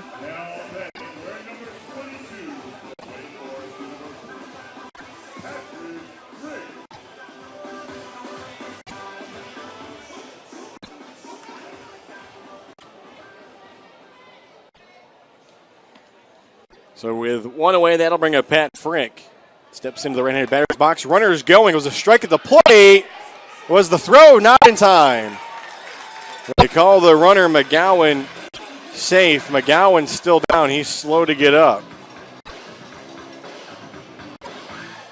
And it looks like he is good to go. But it will be a stolen base. McGowan on the season in that category now 3 for 5. So runner at second. And 1 away. Frick in this game has been on base once tonight. Walked and scored in the 4th.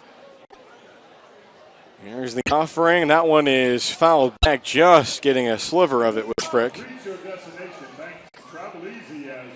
So for the Tobs with that stolen base, they are now 28 for 35. 28 for 36 on the season, with the stone being thrown out at second in the 4th.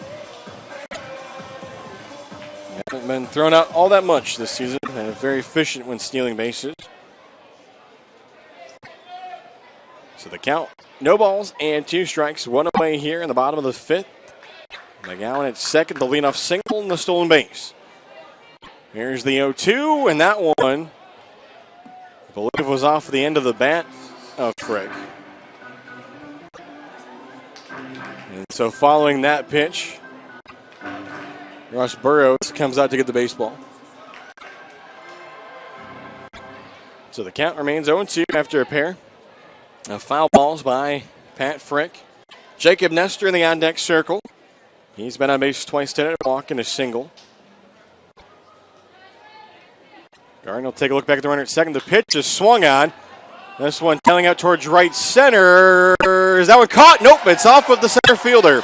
McGowan has to turn back around and go to third as Frick is into second. And so that one will be marked as a hit for Pat Frick. That'll be the 5th hit of the game for the Tobs. And that'll put runners at second and third for Jacob Nestor.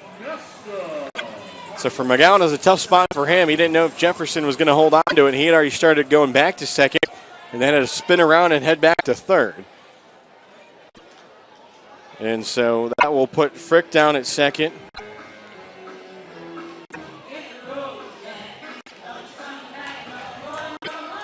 So Frick will stand at second. McGowan is at third. And that will be the end of the night for Nate Gardner.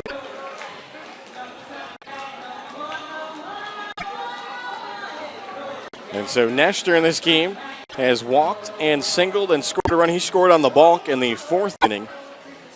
But he will face a new pitcher here, as it looks like it will be number 13, as that will be Ben Anderson, a sophomore from Binghamton University. He was just added to the Edenton roster, so this will be his debut for the Steamers. No numbers on him, as he's out of Rexford, New York, 6'4", 205 pounds.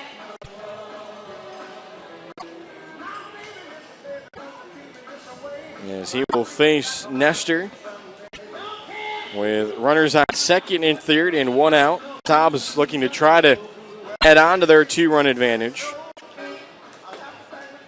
As Anderson will be the second pitcher of the night.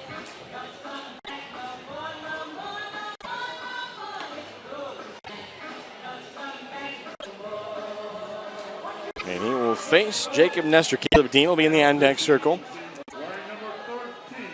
So it was a valiant effort by Anthony Jefferson out in center, but just with that ball tailing towards right center.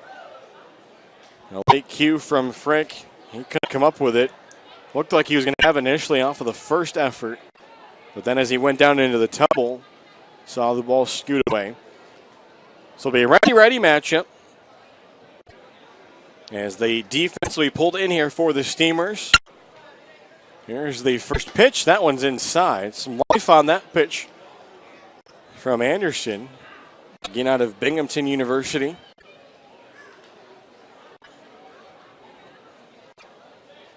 Runners will take their leads. Here's the 1-0. That one up and in. Watch out.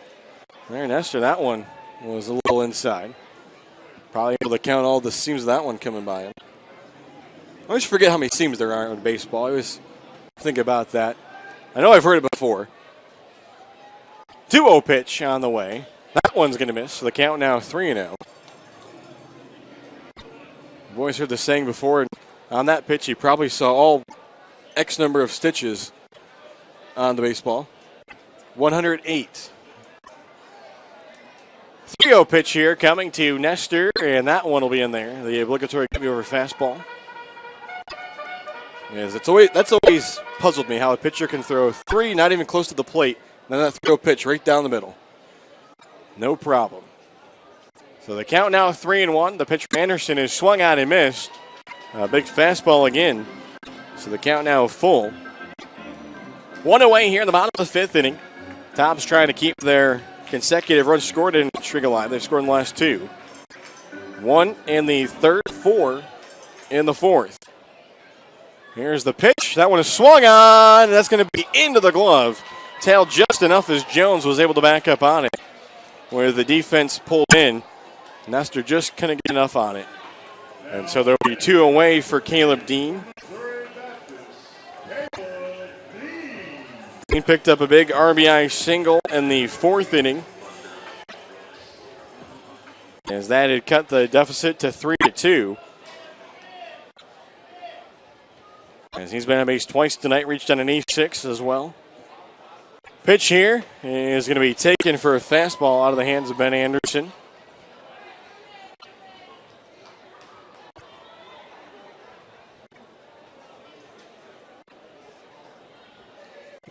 Going through the signs is his catcher, Caruso.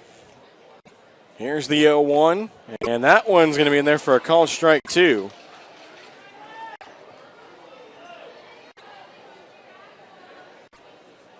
As for Ben Anderson, one of 3 players from Binghamton University, along with teammates Jake Miller and TJ Wegman. This one is a called strike 3 on the lower inside part of the plate. And so that is going to end the inning. As after the Tobs get runners to 2nd and 3rd with 1 away, they go to the bullpen to the Steamers and they get out of it. As Dean strikes out looking.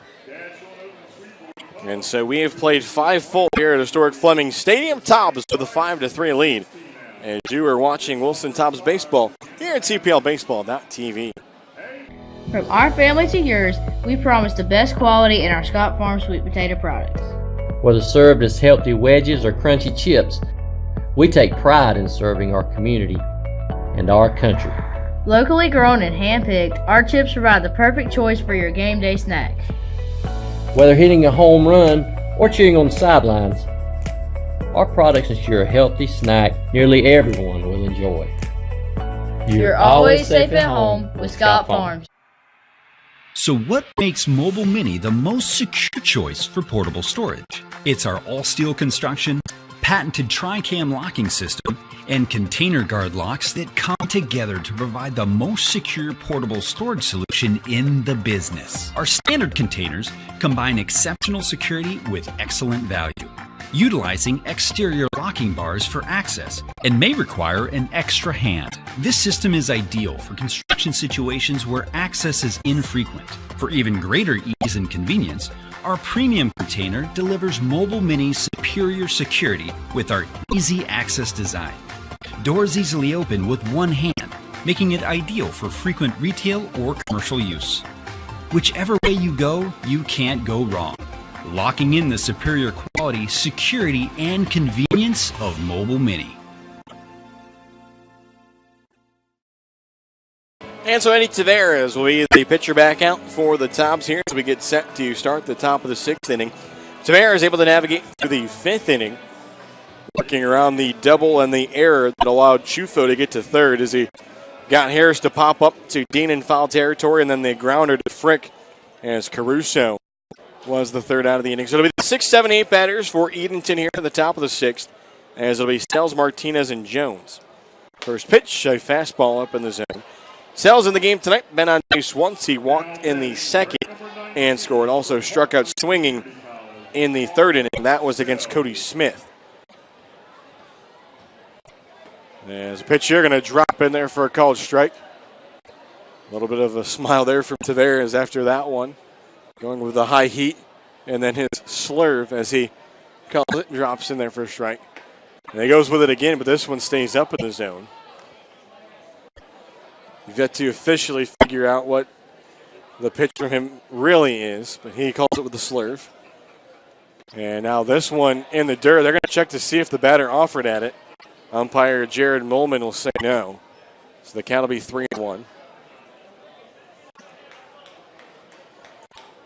Sells trying to become a leadoff base runner like he did in the 2nd inning for Edenton. 3-1 pitch. And it's going to be a called strike as Sells had started to head down to first. Almost got in the way of Coleman, tossing that baseball back to Tavares. So we'll see what happens here on the 3-2 pitch. Tavares delivers. That one gets by the catcher. And is going back to get it was Coleman. Heading down to first will be Sells. So he will lead off the inning here with another walk. Second time Sells has worked a walk in this game. So with that walk, the first for Tavares, that's now 7 walks the Tobs have issued in this one compared to just 2 strikeouts. Farrell had 1, Smith had 1. On the other side, the starter, Nate Gardner. Gardner struck out 5 Wilson batters, walked just 3. He was on the wrong side of the scoreboard. Pitch here is swung out and missed by Martinez. He's 0 for 2 in the game, has grounded out to short, grounded out to second.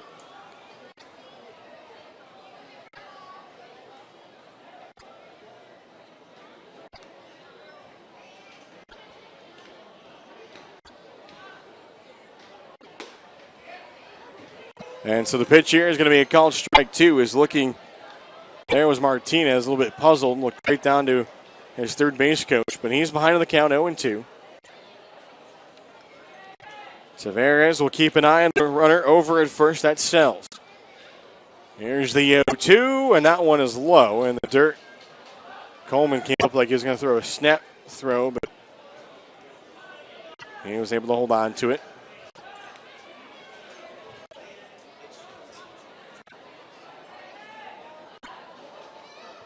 So the count, a ball and 2 strikes, nobody out here. Held on over at first by Dean as the runner. Here's the 1-2. That one swung on and fouled back and out of play. And so the count will leave it up here, 2 balls and 2 strikes. Give you a look here, some quick score updates from around the Coastal Plain League. Bottom of the 7th inning, High Point Thomasville holds a 4-run lead over Ashborough. It's 8-4. Bottom of the 6th, Fayetteville leading Wilmington 4-0. 1-2 pitch is swung on, foul down the third baseline. Bottom of the 6th inning, Gastonia trailing Forest City 3-2. Bottom of the 6th, Lexington County has opened up a little bit of a lead over Florence. It's 8-5. Top of the 7th, Peninsula leading Martinsville 3-0. Top of the 5th, all square 2-2 between Morehead City and Holly Springs. As the pitch here, going to miss thrown away. It's the count 2-2. And in the bottom of the 6th inning, Savannah has erupted for a big inning as they lead Macon 7-3. Coleman to go through the signs here. Tavares delivering the 2-2. That one swung on and again fouled off. So we're going to back going here for Josh Martinez. Home plate umpire getting some more baseballs. As it looks like 4 baseballs going to be brought out to him.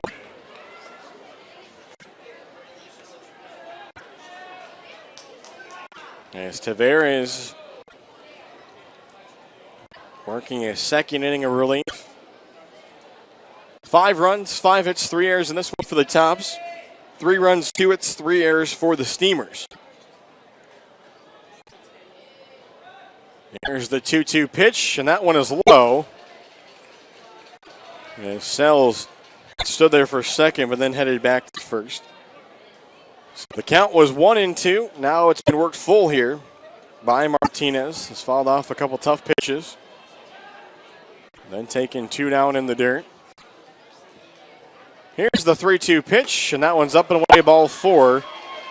And it's back-to-back walks as Martinez will reach base. 8th walk of the night for Tobs pitching. As that puts the tying runs on base for Tyler Jones. Third baseman Jacob Nestor coming in to have a chat with Tavares. Now the catcher, Hunter Coleman, will go out. So obviously for all of these pitchers for the Tobs, their first time working with Coleman. Making his first start tonight behind the plate. Coleman, the sophomore out of Texas A&M. So now leading at second is Arthur Sells. Martinez at first. Nobody out here in the top of the 6th inning. Tyler Jones awaiting the first pitch. He shows bunt. That was outside. And so the count 1-0. Jones has been on base once tonight, walked in the second. Scored a run, also flied out to left in the 4th inning. Well, that was against Cody Smith. Steamers obviously trying to get both of these runners into scoring position. Here's the 1-0. That bunt laid down. Tavares slipped as he fell down, and they'll get the out. Oh, boy. A 1-4-3 on the bunt as Tavares slipped. He tossed it to the second baseman, McGowan, and then McGowan threw it to first. Now batting, wearing number 1 from Shawan University, Anthony Jefferson.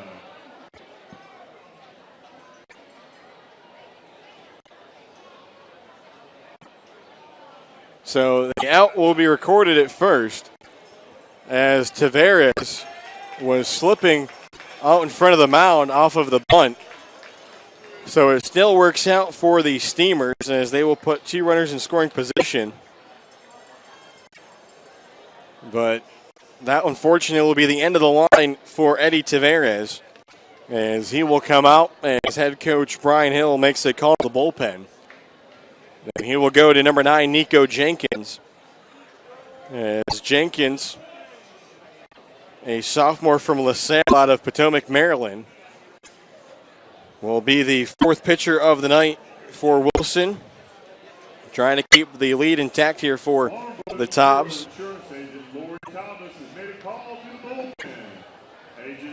So a 1-3-4 on the bunt there for Tyler Jones. That moves the runners over. And so really, I don't know what was better there, the toss by Tavares or the scoop by Dean at first and then the underhand toss to get it, or really McGowan being able to cover first base on that play. There was a lot of things that needed to happen right on that. So Nico Jenkins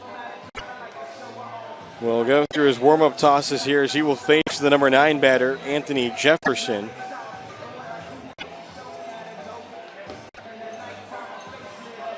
And so it will be runners at second and third with 1 out.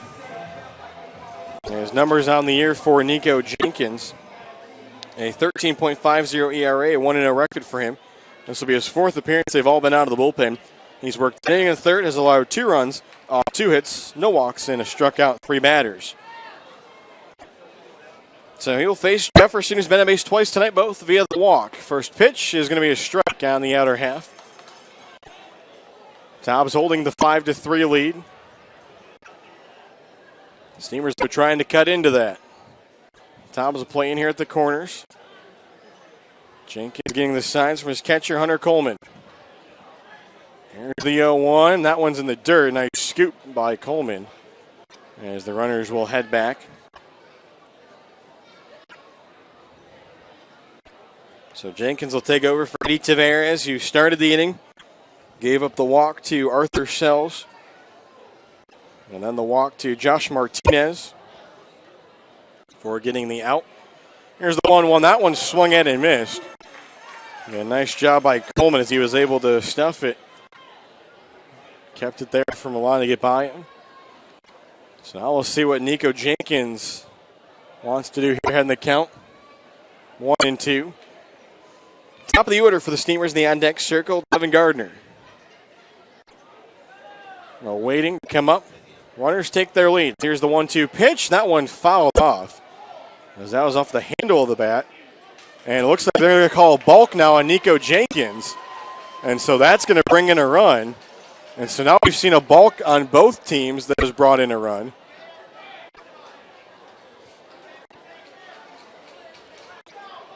And so it'll be a balk for both sides now that have brought in a run. It's now 5-4. And that allows the runner, Josh Martinez, to move over to third.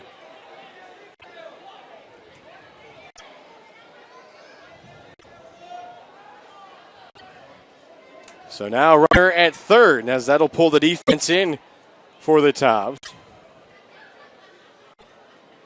So now Nico is going to call the catcher, Hunter Coleman, out.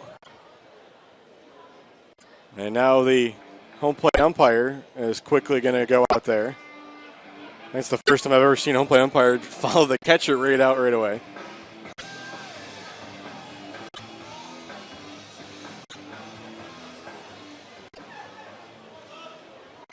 So the infield in here for the Tobs with the potential tying run standing at third, just one away.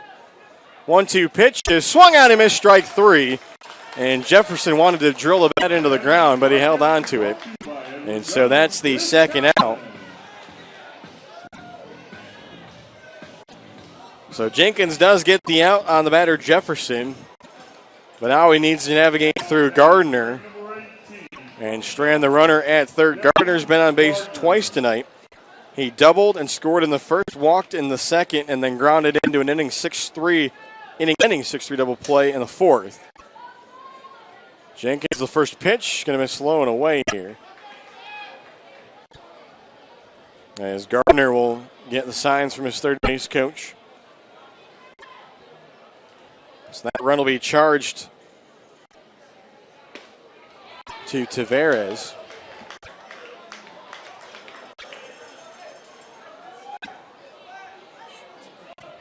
So the run will go to Tavares, even though they call the balk on Jenkins.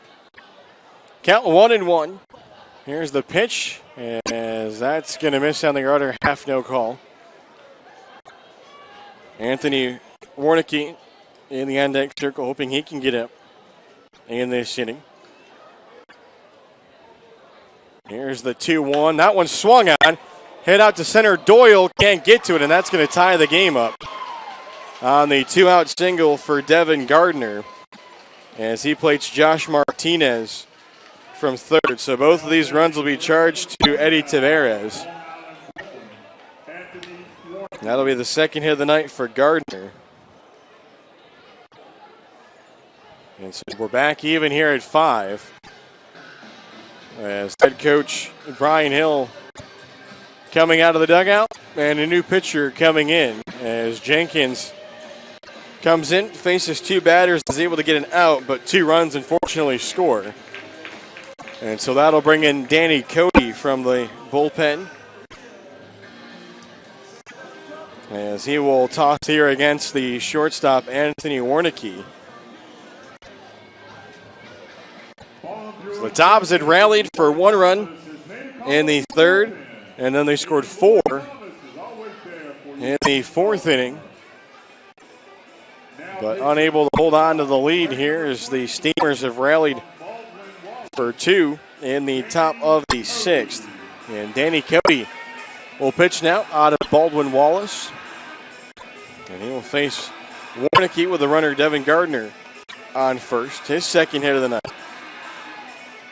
For Danny Cody, a 7.71 ERA, does have a 1-0 record. This will be his 6th relief appearance of the season. He's worked 7 innings, has allowed 7 runs, 6 of those earned off 12 hits, has struck out 10 batters and walked 2. So with those runs being charged to Eddie Taveras, Taveras now has allowed 6 runs on the season. So Cody going to try to see if he can record the 3rd out here of this thing and get the Tobs offense back out there. Tobs had the big opportunity to try to add some insurance to their lead in the bottom of the 5th as they had runners at 2nd and 3rd with just 1 out. But they weren't able to bring either of those runs in against Ben Anderson, who came in for starter Nate Gardner and got a pop-up second with the infield pull in, and then a strikeout of Caleb Dean. So Warnicki, who's not been on base tonight, ready to go, has grounded out, struck out, and delivered a sac fly RBI. Here's the pitch from Danny Cody. That one swung on. Ranging back for it and making the catch will be Brenton Doyle. So 1 pitch, 1 out is all that Danny Cody needs to get out of the inning. But the Steamers rally for a pair of runs as we will send this one here to a timeout. And it's all 5-5 here from Stuart Fleming Stadium. As we go to the bottom of the 6th, you're watching Wilson Tobs Baseball here at CPLBaseball.tv.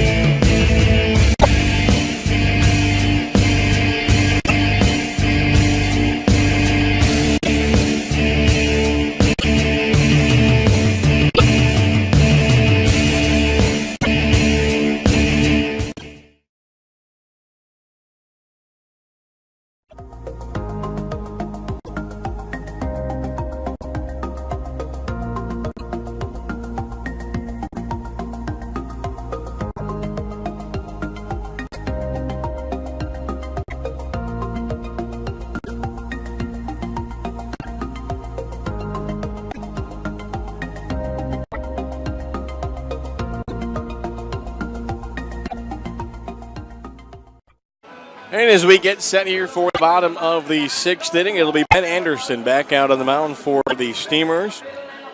He came on with a pair of runners in scoring position and 1 away after Frick picked up the double against the starter Nate Gardner.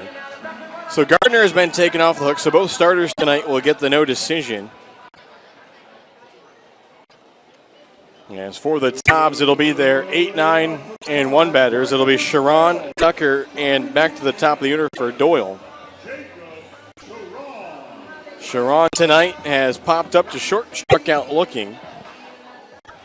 Those were both against the starter Nate Gardner, so we'll see how his first at bat against Anderson fares. Starts out with a strike called here to get us going in the bottom of the 6th inning. So 5 runs, 3 hits, 3 errors for Edenton. 5 runs, 5 hits, 3 errors for Wilson. There's the 0-1 pitch. That's a fastball in there for strike 2. We've also in this game tonight seen both teams be called for a balk that has scored a run. And then we've also seen on a sacrifice bunt a 1-4-3. It should be a 1-3-4 put out at first. Here's the 0-2, and that one will be up in the zone. Anderson has come in throwing nothing but fastballs for Edenton. Antoine Tucker in the on-deck circle. There's the 1-2. That one in the dirt. Bullpen right now is quiet for Edenton, although there are a couple of pitchers down the line. Getting the right arm stretched out. Now a 2-2 pitch coming here. Caruso ready, and he gloves the high fastball as Sharon swings through and misses at it. And so that will be the first out of the inning. Second strikeout for Sharon. Now batting, ranked number 24 from Longwood University, Antoine So that will bring up Antoine Tucker. Popped up to the catcher in the third inning, reached on an error in the fourth, and then eventually came around to score on another error by Edenton. Righty-righty matchup. Pitch here to Tucker. That'll miss away. Antoine Tucker coming off of that 4-for-4 game and got him base 5 times against Peninsula. The batting average coming in tonight was up to .412, second best in the Coastal Plain League. 1-0 pitch now. And he's doing in there above the knees for a called strike. So with us being tied here, 5-5. See some scores from other games across the Coastal Plain League tied as well. 1-1 pitch, swung on, and this one going to be into the glove of the second baseman, Jones, who had gauged it just right and brings that one in for the second out. So that will bring up Brenton Doyle, the leadoff hitter for the Tobs, who's been on base in each of his last 2 at-bats. He's grounded out to second, tripled, and reached on an error by the first baseman, Zane Harris. So taking a look around the Coastal Plain League out-of-town scoreboard, bottom of the 8th, High Point Thomasville on top of Ashboro, 8-4. Fayetteville leads Wilmington 4-0, bottom of the 7th. Ball here's grounded to short. Warnicki, the throw, scooped by the first baseman, Harris. And that'll be a 1-2-3 inning for Ben Anderson, as we've played 6 full here at historic Fleming Stadium. And we will go to the 7th. As for the Steamers, it'll be their 3, 4, and 5 batters scheduled up against Danny Cody, as you are watching Wilson Tobs Baseball here on CPLBaseball.tv. From our family to yours, we promise the best quality in our Scott Farm sweet potato products. Whether served as healthy wedges or crunchy chips, we take pride in serving our community and our country. Locally grown and hand-picked, our chips provide the perfect choice for your game day snack. Whether hitting a home run or cheering on the sidelines, our products ensure a healthy snack nearly everyone will enjoy. You're always safe at home with Scott Farms. So what makes Mobile Mini the most secure choice for portable storage? It's our all-steel construction, patented tri-cam locking system, and container guard locks that come together to provide the most secure portable storage solution in the business. Our standard containers combine exceptional security with excellent value, utilizing exterior locking bars for access and may require an extra hand. This system is ideal for construction situations where access is infrequent. For even greater ease and convenience, our premium container delivers Mobile Mini's superior security with our easy access design. Doors easily open with one hand, making it ideal for frequent retail or commercial use. Whichever way you go, you can't go wrong. Locking in the superior quality, security, and convenience of Mobile Mini. And so we are ready to go. We're at the top of the 7th, and we are all even 5-5 between the Edenton Steamers and the Wilson Tobs here this Thursday evening. Coming to you from Wilson, North Carolina. Doug Page along with you here. As we've seen this one, a roller coaster for both teams. Started out on a high for the Steamers, raced out to a 3-0 lead. Then we saw the Tobs rally back, scored 5 runs between the 3rd and 4th innings. As the bunt here laid down, but that will go foul off the bat of Chufo. And then we saw the Steamers rally back with 2 at the top of the 6th. And that's how we've gotten to this 5-5 score. Chufo on the night has been on base twice, doubled in the 5th, has also reached on an error flight out to right. First time he'll face Danny Cody. His 0-1 pitch is going to miss low and away. The count will even up. For Danny Cody, needed just 1 pitch after coming on for Nico Jenkins in the top of the 6th. Got Warnicki to fly out to left center. That came after the 2-out RBI single from Devin Gardner. And this one will be in there for a strike. There's Chufo, just kind of looked around. Danny Cody quickly set on the mound. He'll get the signs from his catcher, Hunter Coleman. Cody sets and delivers. That one swung on into the glove of Danny Cody. He tosses over to first. as that one was off with a plate. And so that will be the first out of the inning. Nice job there by Danny Cody. Wearing number 33 from Wright State, Zane Harris. And so that will bring up Zane Harris, the first baseman for the Edenton Steamers. Harris has been on base twice tonight, walked in the first, reached on an error in the third, and then popped up in foul territory to Caleb Dean in the fifth. Cody delivers, and that one is up and away. Tobs will be on the road tomorrow night and Saturday. They'll have a meeting with the Martinsville Mustangs tomorrow night, and then the Peninsula Pilots on Saturday. Pitch here, swung and a miss. Lively fastball there from Danny Cody. Tobs then will be home for a pair of games against Fayetteville on Sunday. And then the Tobs will get the day off on Monday before being on the road Tuesday. 1-1 pitch is going to miss low. No call there.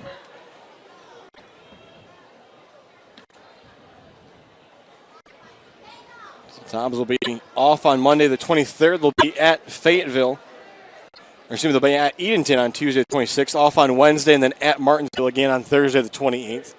2-1 pitch here is low and inside in the dirt. As Coleman had to come up out of the stance.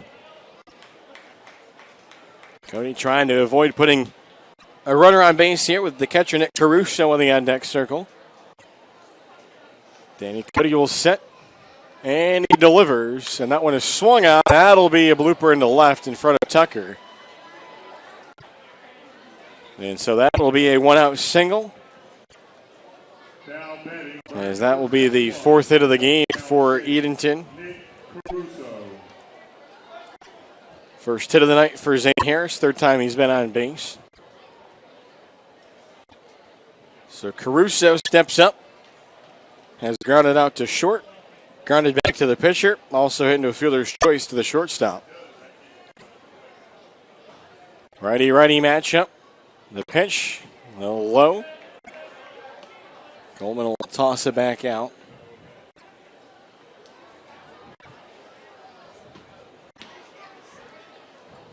Tobs then finished the month of June with a home-and-home series against Peninsula. And they will host Peninsula on Friday, June 29th here at historic Fleming Stadium, and then they'll make the trip to Peninsula for a 7:05 first pitch. As the one pitch is grounded into right field, we'll see if they send Harris. They won't.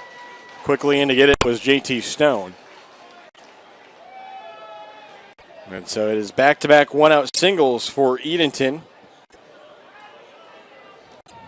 As heading down to second was Zane Harris.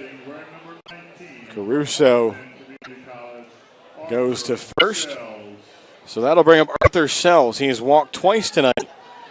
He's also struck out both times he's been on base. He has scored. First time he scored on a pass ball, second time scoring on a balk. First pitch here gets away, but not far enough away from Coleman as the runners hold. It was up in the zone. Josh Martinez in the on-deck circle. Cody got the first out of the inning on the high chopper right back to him. The glove tossed over to Dean. Sells ahead in the count, awaiting the pitch. He swings and misses there at the fastball. Tobs do have a pair of pitchers down in their bullpen. As one of those is Jared Gallagher. Can't see who the other one is. And it looks like Josh Arnold along with Gallagher. The 1-1 pitch is swung on and missed. And the count now a ball and 2 strikes.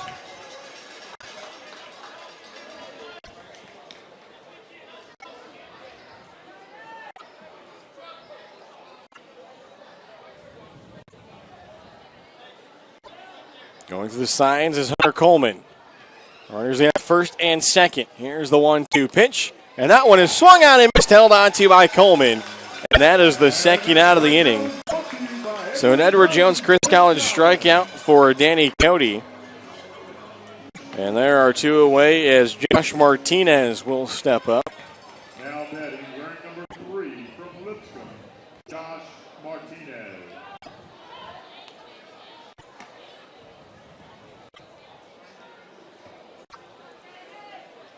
First pitch here, swung on, chopped to second. That one's gloved, the throw by McGowan in time. So a strikeout and a 4-3 ground out will get the Tobs out of the top of the seventh as it's time to stretch. Here at historic Fleming Stadium, we'll send it down to the field for Take Me Out to the Ball Game.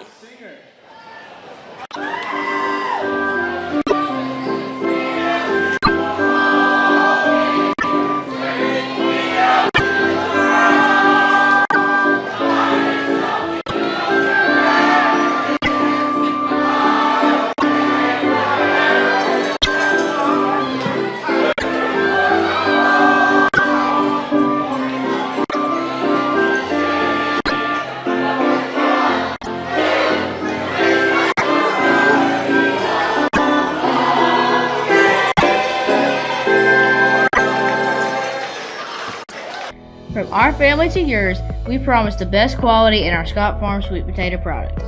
Whether served as healthy wedges or crunchy chips, we take pride in serving our community and our country. Locally grown and hand-picked, our chips provide the perfect choice for your game day snacks. Whether hitting a home run or cheering on the sidelines, our products ensure a healthy snack nearly everyone will enjoy. You're always safe at home with Scott Farms. And so we get set here for the bottom of the seventh inning. As for the Edenton Steamers back out there to work here will be Ben Anderson. Anderson, who came on for the Steamers in the bottom of the fifth inning with a pair of Wilson runners in scoring position and just one out. He was able to get Nestor and Dean in that inning and then worked a 1-2-3 bottom of the sixth. That's the first appearance of the season for Ben Anderson, who started his summer season with a temporary contract in the Cape Cod League. As he tossed one inning and struck out one batter for the Bourne Braves. Then made his way here to Edenton to join up with two of his other teammates from Binghamton. So that'll bring up J.T. Stone to get things going. Stone has been on base once tonight. That was a walk in the fourth. Has also delivered a sacrifice RBI and struck out swinging. As he is going to swing and miss at the first pitch. It'll be J.T. Stone, Kevin McGowan, and Hunter Coleman for the Tobs here in the bottom of the seventh. As we're all tied 5-5. Both teams also with 5 hits and 3 errors in the game. Anderson delivers the pitch here. That'll miss outside, so the count will even up. Both bullpens starting to get into full swing now as the Tobs have one pitcher up and throwing. Edenton getting ready to start some action down there. This one a called strike, as they say, catches the inner half. As it is Jared Gallagher still warming up for the Tobs down the left field line. Caruso will give the signs here. The 1-2 pitch is swung on and fouled back. Just getting a piece of it was J.T. Stone. He'd love to get his first hit of the season for the Tobs. Get things going here in the bottom of the seventh. Tobs did not get a base runner in the sixth, their second time tonight, in which they didn't have a base runner. After the starter, Nate Gardner, worked a 1-2-3 bottom of the first. Another offering here from Anderson is in the dirt. Get an eye there and a good take from Stone.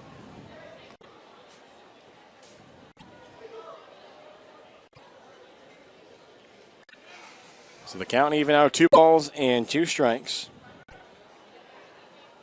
Here's the offering, and that one is not going to be a called strike 3. The catcher, Caruso, was going to start to toss it and then held on to it, but didn't hear anything from the plate umpires. The count is full. Stone trying to see if he can work his second consecutive walk.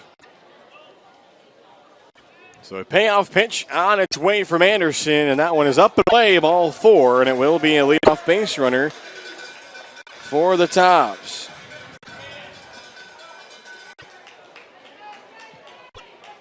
And so that'll bring in Kevin McGowan, the second baseman. McGowan singled in the 5th inning to get things going and then stole second. Then moved over to third on the hit by Frick. But the Tobs will be unable to score it. So another righty-lefty matchup here for Ben Anderson. Here's the offer, and that one swung on, but fouled out of play. Off on the third base side.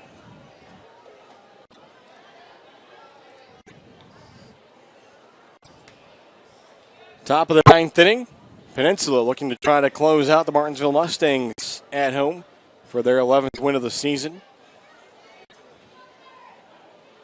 0-1 pitch here to McGowan is swung on and missed for strike 2 as he's behind the count. Other updates for you. Now tied 8-8 going to the top of the 9th between High Point, Thomasville, and Ashboro as the Copperheads put up a 4 spot to tie that one up. Top of the 8th inning, Fayetteville leading Wilmington 4-0. And top of the 8th, Forest City on top of Gastonia 3-2. 0-2 here from Anderson is waved dead and missed. Let's say it was tipped. It was held onto by Caruso, but it just nicked the bat, and so that will be the first out of the inning. First time McGowan has went down on strikes tonight.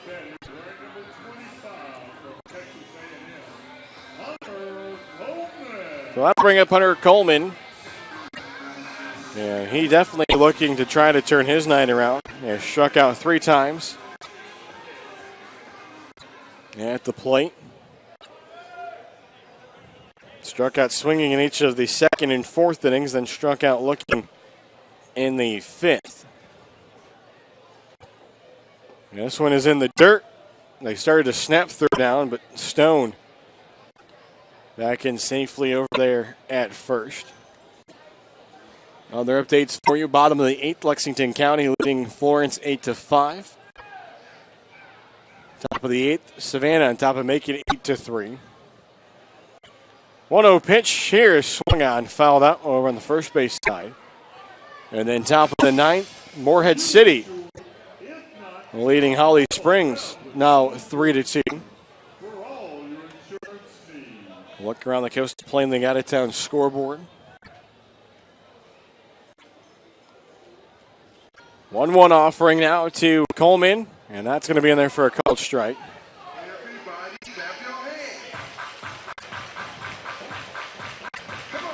Coleman not in all that of agreement with the call. We'll check the runner. Stone over at first. After the leadoff walk, the pitch is up at the head. Watch out, Hunter Coleman. He had to spin out of the way. For Coleman, last summer, was selected to play in the Northwoods League Major League Dreams Showcase. Joining the Tobs late last night. 2-2 pitch here is taken up and away, and the count is now full. Here with 1 out and Pat Frick in the contact circle.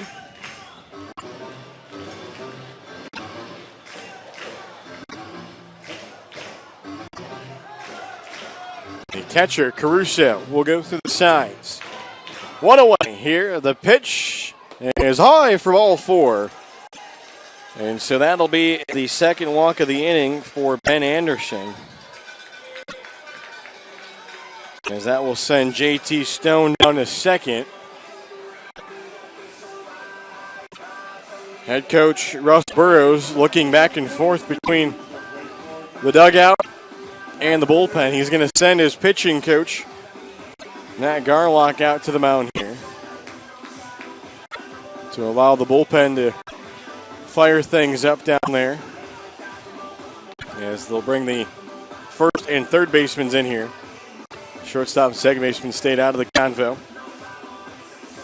So it's JT Stone at second, Hunter Coleman at first. First time that Coleman has been on base in a Wilson uniform, as it's a walk. And so that'll bring up Frick. He was walked, scored a run tonight, also doubled. That came in the 5th, and it's popped up to first in foul territory. All tied here 5-5 after the Steamers scored twice in the top of the 6th inning to erase a 5-3 deficit. Tobs trying to see if they can regain the lead. First pitch here going to be up for a ball.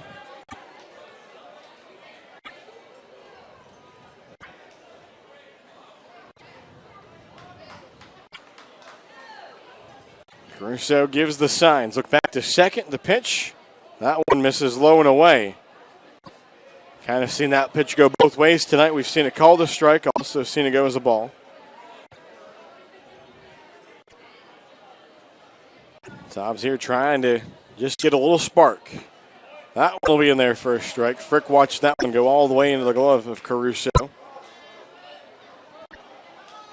With that double in the fifth inning for Frick. That was his third of the season.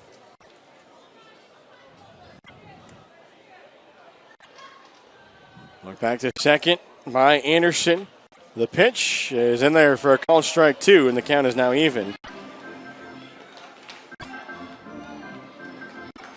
So with the double tonight by Frick, Wilson is a team now with 21 doubles on the season, and with the triple from Doyle, they've got 6 triples on the season. The 2-2 pitch is outside, ball 3, and a nice job there by Caruso to keep that one from getting by him. By now, Ben Anderson potentially just one pitch away from walking the bases loaded. Payoff pitch is on its way to Frick. The offering is swung on, hit to the shortstop. He'll toss to second. The flip is going to be in time, as that'll be the inning-ending 6-4-3 double play, as that is just what the doctor ordered for Edenton. And so that will send us to the 8th, all squared at 5, as you are watching Wilson Tobs Baseball here on CPLBaseball.tv. Whenever you have a chance to give back to the community, it's a special day. I just had the opportunity to help a mother and her 3 children move into a home. So Mobile Mini is actually more than just the leader in secure storage and office rentals. We are a community player. Giving back is one of Mobile Mini's core values. It's something that's ingrained in us. I take pride in knowing that my efforts in the community is helping to make someone's life better. From our family to yours, we promise the best quality in our Scott Farm sweet potato products. Whether served as healthy wedges or crunchy chips, we take pride in serving our community and our country. Locally grown and hand-picked, our chips provide the perfect choice for your game day snack. Whether hitting a home run or cheering on the sidelines, our products ensure a healthy snack nearly everyone will enjoy. You're always safe at home with Scott Farms. And so a call to the bullpen here for the Wilson Tobs. As the new pitcher will be number 30, Jared Gallagher out of Central Connecticut State. Whereas this pitching change brought to you by Farm Bureau Insurance agent Lori Thomas, who's made a call to the bullpen. Agent Lori Thomas, always there for you when called upon. As Gallagher will take over for Denny Cody, who navigated through the 7th. Did allow a pair of one-out singles to Zane Harris and Nick Caruso, but was able to respond with a strikeout against Arthur Sells and then a ground out to Martinez.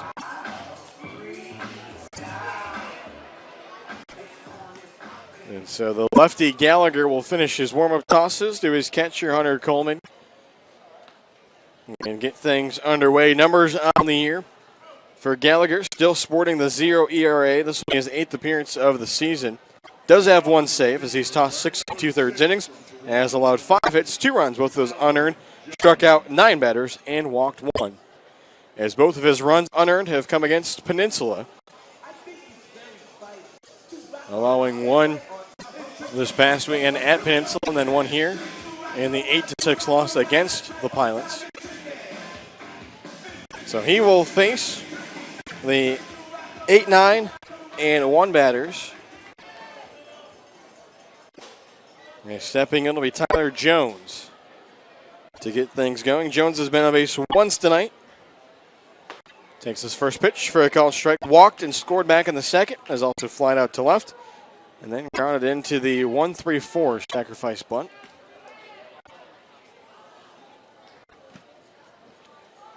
The lefty delivers, and that one fouled back into the netting. That went off the handle of the bat. Anthony Jefferson in the on-deck circle. Tobs with 2 more pitchers down in the bullpen. Arnold and Acosta warming up.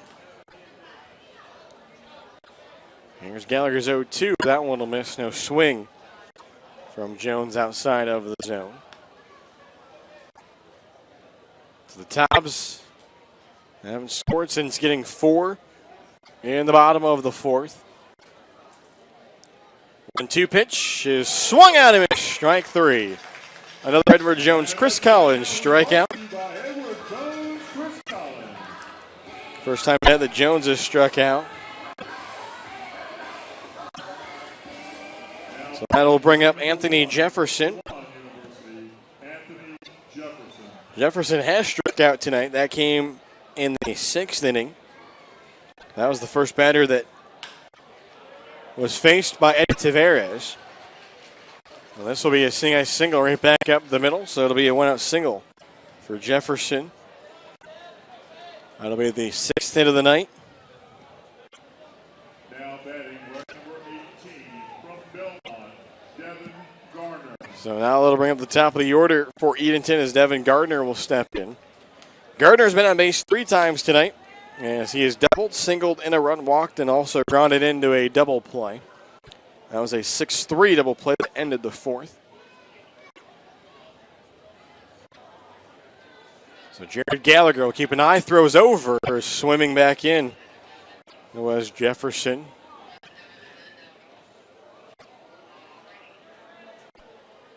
As Jefferson does have a pretty good lead over there first. He thought about going. Now a bunt was laid down. Was that run into by the batter outside of the box? Home plate umpire didn't make any calls, but that looked like it had touched off of the batter, Gardner. Head coach Brian Hill is going to come out and ask the home plate umpire if that did touch the batter outside of the box. If not, I also would maybe also ask about interference. As the catcher, Hunter Coleman, was impeded even trying to get to it. So you could either argue that it hit the batter out of the box or that there was interference. Umpires will talk it over here. And they are going to say that it was a foul ball.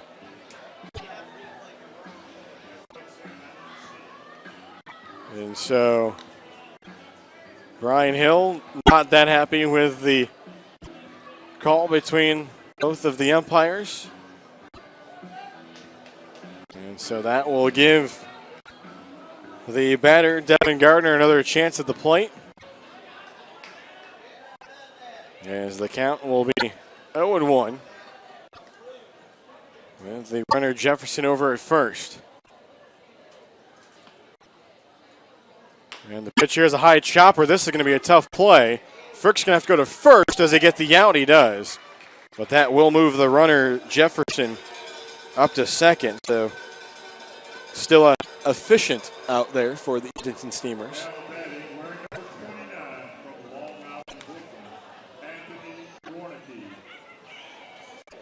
So that'll bring up Warnicki, the shortstop. As Warnicki has struck out, grounded out, flied out, and then delivered an RBI and a sacrifice fly to left field. That came back in the 2nd inning. Gallagher looks back to second. The pitch home in the dirt. Nice job, though, by Coleman to keep it in front of him. There are 2 away here in the inning. Jared Gallagher trying to work around the 1-out single by Jefferson back up the middle. We work here in the top of the 8th inning, all tied 5-5 at historic Fleming Stadium. As Gallagher will step off. Now he'll get set to go. Warnicki ready in the left-handed batter's box, lefty-lefty matchup. Here's the offering, and that one breaks in there for a called strike. Warnicki didn't like the call.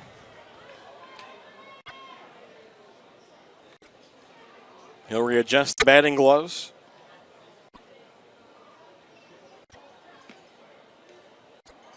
As Coleman will go through the sides. Here's the 1-1. That one's outside. Almost looked like at first it crossed up Coleman. Kind of how it caught it. So the count will be 2-1.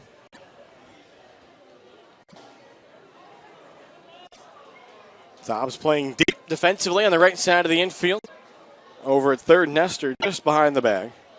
Frick shading up the middle. 2-1 pitch is taken low and inside. And the count now 3-1. Rich Chufo in the on-deck circle.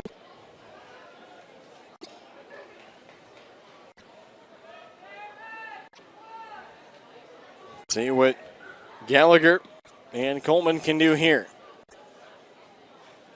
Runner out at second.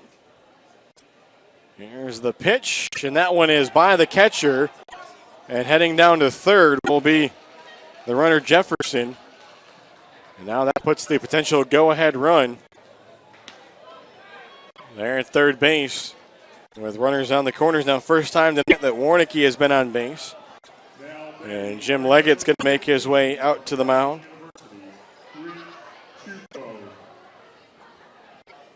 So that will bring up Rich Chufo. And now Chufo will go down and have a chat here along the third base line about what to do in this spot. Steamers trying to take a late lead here from historic Fleming Stadium. After they led early, saw their lead go away and then found themselves behind but battled back to tie it up in the sixth. Tobs offense has went cold over the last 3 innings.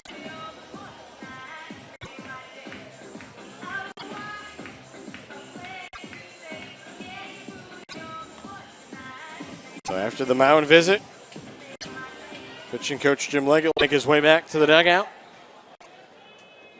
So the runner at third is Jefferson, Warnicki at first. Jefferson was able to get over to third after the walk, but then the pass ball they got by Coleman. Pitcher from Gallagher is going to break low and into Chufo. Chufo has reached on an error tonight, has doubled, also grounded out and flat out to right. He's easily been one of the most dangerous bats in the lineup for Edenton this season. Here's the 1-0, and he swings and misses there. Want to put that one over the left field wall. As the count will even up.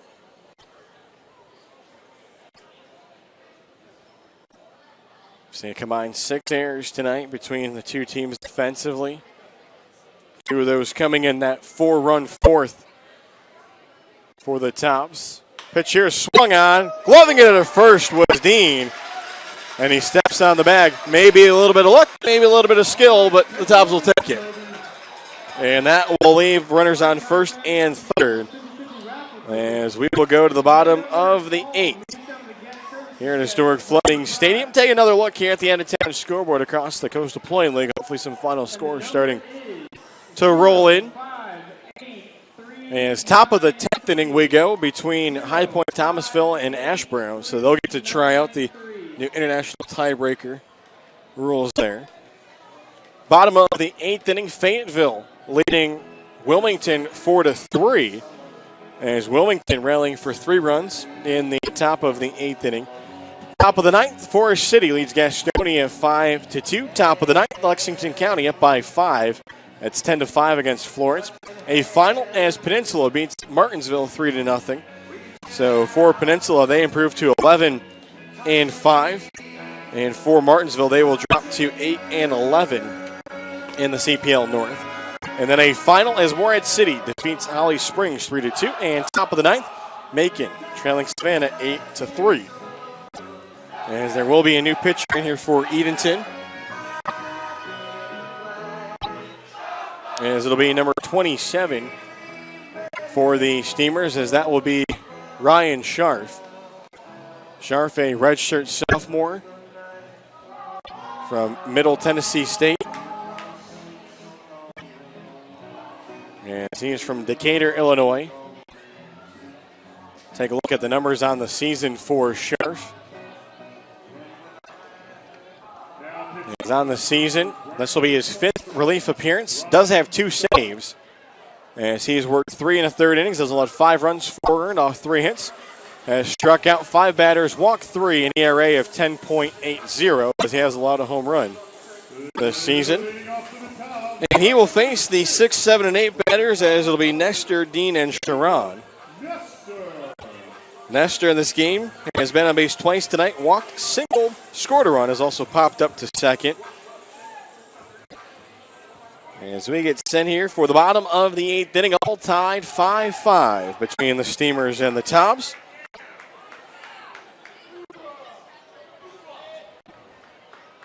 So Scharf will be the third pitcher of the night for Edenton. And this one will miss low and away for ball 1. So just the third pitcher is hit for the Steamers tonight. The Tobs have used 6 pitchers. 1-0 is going to miss low. The count now 2-0. 5 runs, 6 hits, 3 errors. This one for Edenton. 5 runs, 5 hits, 3 errors for Wilson. Tobs haven't been able to scratch across the run in the last 3 innings. Get all their scoring in the 3rd and 4th. Here's the 2-0. That'll be in there for a strike. Scoring has been a little more spread out for Edenton. They scored 1 in the 1st, 2 in the 2nd, and then 2 in the top of the 6th. Here's the 2-1. That's a bouncer in the dirt. Caruso had to corral it. So the Tobs trying to get another leadoff base runner, as they had a leadoff base runner in the 5th and in the 7th. Also have had 3 runners in scoring position between those 2 innings that they haven't been able to play. 3-1 pitch here is going to miss, and that'll be a walk. Second one tonight that Nestor has earned.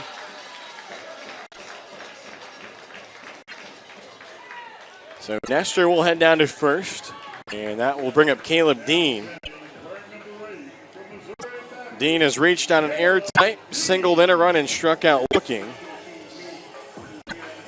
And the Tobs wouldn't mind him connecting on one here like he did the other night against Peninsula. Hit his first home run of the season, a solo shot in the 4th inning that got a big inning started for the Tobs.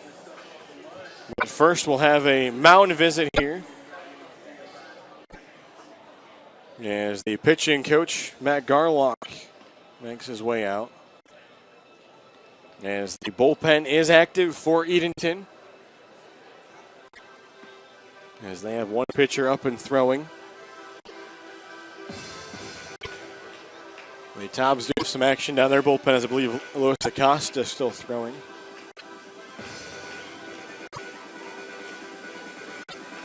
So out of the mound visit here, Scharf will head back there to the mound. The catcher, Caruso, behind the plate. Runner at first, nobody out here at the bottom of the 8th. Caleb Dean ready to go. Here's the offering, and that one breaks up and away. Dean taking all the way. Jacob Sharon in the on-deck circle for Wilson.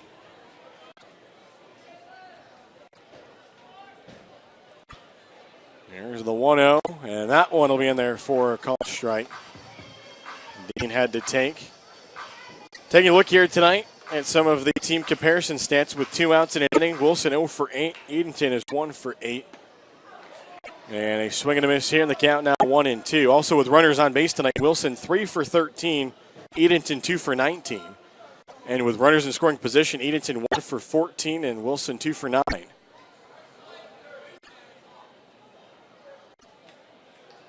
And this one is fouled off, so that'll keep the at-bat alive. Either side has been able to load the bases up here tonight.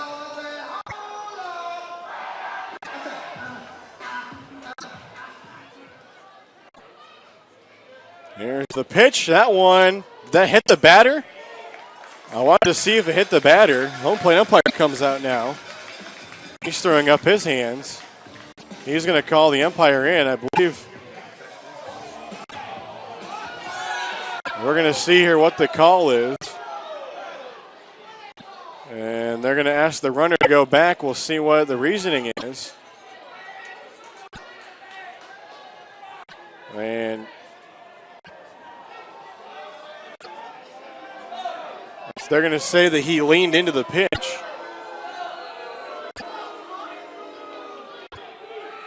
So I believe they're going to say that he leaned into the pitch.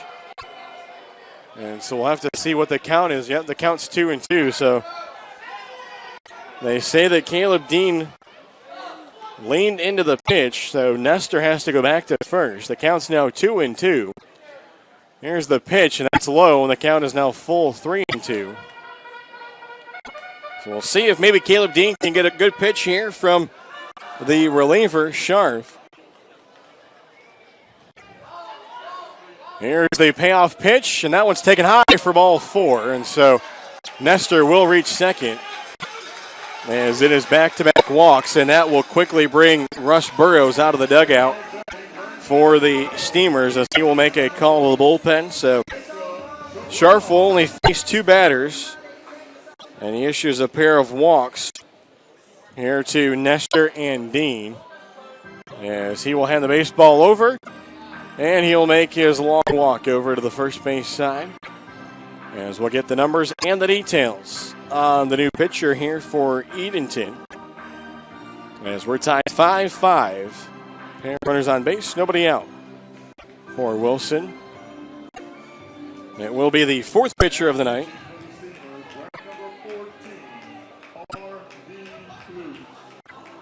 So it looks like the pitcher will be number 14, as that will be R.D. Lutz. Lutz, a sophomore from the University of Illinois Springfield. As he's listed at 6'3", 235 pounds.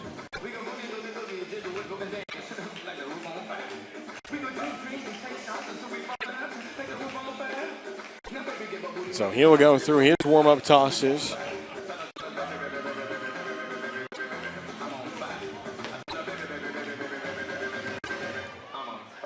So he will face Sharon. And the number 8 spot will be Sharon, then Tucker scheduled up. And Sharon trying to get a good look here on these warm-up tosses from R.D. Lutz. See what he would be facing here. So for the Tobs, taking a look back here to the 5th inning. They left a pair of runners on base in the 5th. Went 1, 2, 3 in the 6th. They left a pair of runners on base in the 7th. And now have a pair of runners on base here in the 8th. And you would think that if the Tobs are going to win this game, they've got to come through here in this spot. I mean, I realize they have the bottom of the 9th still ahead of them, but you just can't continue to leave runners out there on base, especially in scoring position, because eventually the baseball gods aren't going to keep giving you those types of opportunities. So Sharon will step in. It'll be a righty-righty matchup as Lutz gets set to toss. That's low. It's starting to show bunt with Sharon. He pulled the bat back. So a good spot here for Sharon to try to be a team player and move both runners over into scoring position. And if that stays the intent of head coach Brian Hill. Runners take their leads from first and second, Nestor and Dean.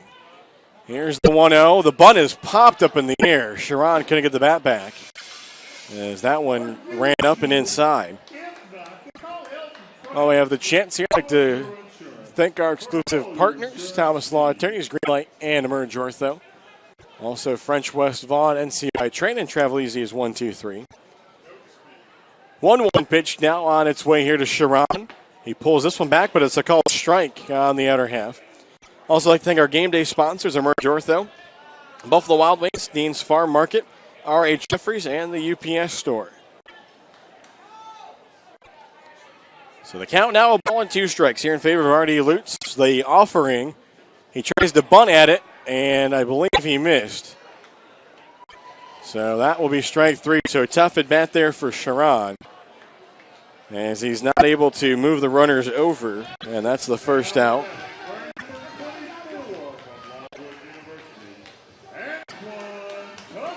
So that'll bring up Antoine Tucker, who has been on base once tonight. Reached on an error back in the 4th and eventually scored. Has also popped up to Jones at second and has popped up to Caruso in foul territory. And he takes this first pitch for a called strike. Second pitcher of the inning, as it was Ryan Scharf who started things off. Walked 2 batters, and then R.D. Lutz coming in. Here's a 0-1, and that one's low. See if they ask to be checked. They say the batter did not offer. So that'll even the count up here at once. Top of the order for the Tops. In the on-deck circle, Brenton Doyle. He's made his way out of the dugout. There's the 1-1 pitch. Runners are going. It's swung on and missed. The throw, not going to be in time. But over at first, heading back, was Caleb Dean.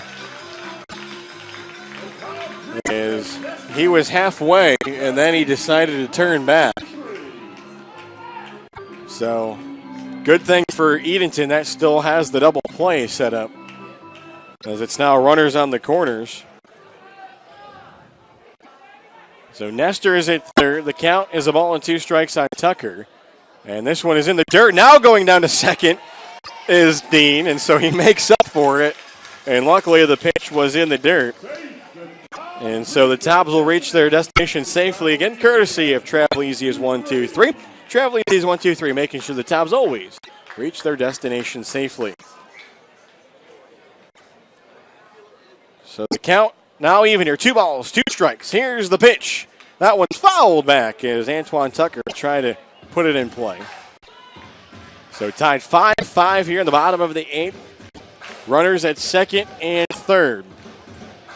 Infield in for the Steamers. This was the spot that Jacob Nestor had back in the 5th, but couldn't bloop it over the head of Jones, the second baseman, as it was caught by him. And so Antoine Tucker will step back in. Would love to come through here for the Tobs, despite not playing at 100%. Here's the 2-2 again, and he can't make contact with it as he goes outside of the zone. And so that'll be a big second out again that will help out the defense for the Steamers, as that will send them back. And so now that will bring Brenton Doyle. As you can tell, Tucker just not completely himself here tonight. So now top of the order is it was runners on first and second with nobody out. Then Artie Lutz came in. Got Sharon to strike out as he tried to bunt the runners over. Bunted with 2 strikes, but couldn't get the bunt down. And then Nestor stole third. And then on the next pitch, and now they're going to intentionally walk him. So they are going to intentionally walk the leadoff batter, Brenton Doyle. First time this year we've seen the intentional walk.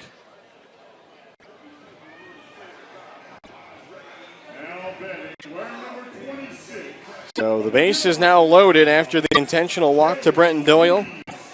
Head coach Russ Burrows realizing what Brenton Doyle can bring to the plate. So now it's a big spot here for JT Stone. Stone was able to reach base twice tonight. Walked in the 4th, walked in the 7th. Also has an RBI. There's the pitch, and that one misses low and inside as the catcher Caruso able to corral it. So with the new rules now, the coach being able to call out the intentional walk saves his pitcher from tossing 4 pitches, and also takes away pitcher maybe being able to miss the catcher. All those that come along with the old school intentional walks. So the count now even here, ball and a strike. JT Stone at the plate. Tied 5-5 here in the bottom of the 8th. Base is full of Tobs. Here's the 1-1 pitch. That one swung on and missed, and the count now 1-2. As Artie Luch potentially just a pitch away from getting out of it here for the Steamers and sending this game to the top of the 9th.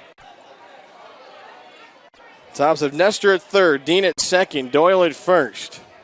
2 outs. Here's the 1-2 pitch, and it's taken high for ball 2. And so the count now full. As JT Stone will step back in. Here's the 2-2, and it's swung out and missed. Strike 3 is the fastball. JT Stone can't make contact with it, and so Artie Lutz gets the Steamers out of the inning. There's 3 walks in the inning. The Tobs can't cash in as it's 3 strikeouts for Lutz around the intentional walk to Doyle. And so we will head to the top of the ninth, all even at 5, as you're watching Wilson Tobs baseball here on CPLBaseball.tv. So what makes Mobile Mini the most secure choice for portable storage? It's our all-steel construction, patented tri-cam locking system, and container guard locks that come together to provide the most secure portable storage solution in the business. Our standard containers combine exceptional security with excellent value, utilizing exterior locking bars for access and may require an extra hand. This system is ideal for construction situations where access is infrequent. For even greater ease and convenience, our premium container delivers Mobile Mini's superior security with our easy access design. Doors easily open with one hand, making it ideal for frequent retail or commercial use. Whichever way you go, you can't go wrong. Locking in the superior quality, security, and convenience of Mobile Mini.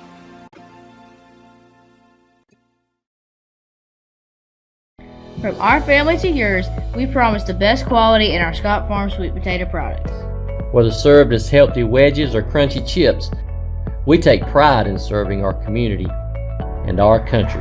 Locally grown and hand-picked, our chips provide the perfect choice for your game day snack.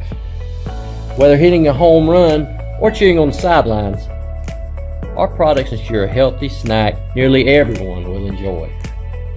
You're always safe at home with Scott Farms. Zane Harris, Nick Caruso, and Arthur Stells. First pitch will be in there for a strike. Costa on the air, 1-0 record, his 8th appearance tonight, 2 saves on the season. He's tossed 7 1/3, allowed 1 hit, 1 walk, 10 strikeouts, no runs. As this is a bouncer in the dirt, this will be his first time tossing to the catcher, Hunter Coleman. So we're tied 5-5. The Tobs worked 3 walks in the bottom of the 8th inning, loaded the bases up, but were unable to push across the potential go-ahead run as the Steamers went to the bullpen and Artie Lutz. He came in, struck out Sharon, struck out Tucker, and struck out J.T. Stone after they issued the intentional walk to Brenton Doyle to load him up. 1-2 pitch here is swung at him in a strike 3. Another Edward Jones, Chris Collins strikeout. As that's how the top of the 9th will get underway. As for Zane Harris, that'll be the first time he struck out tonight.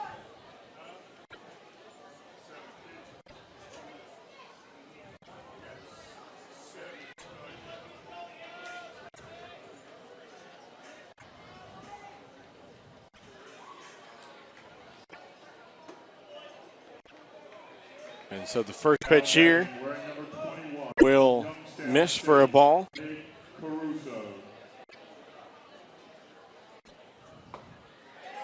And this one in there for a called strike.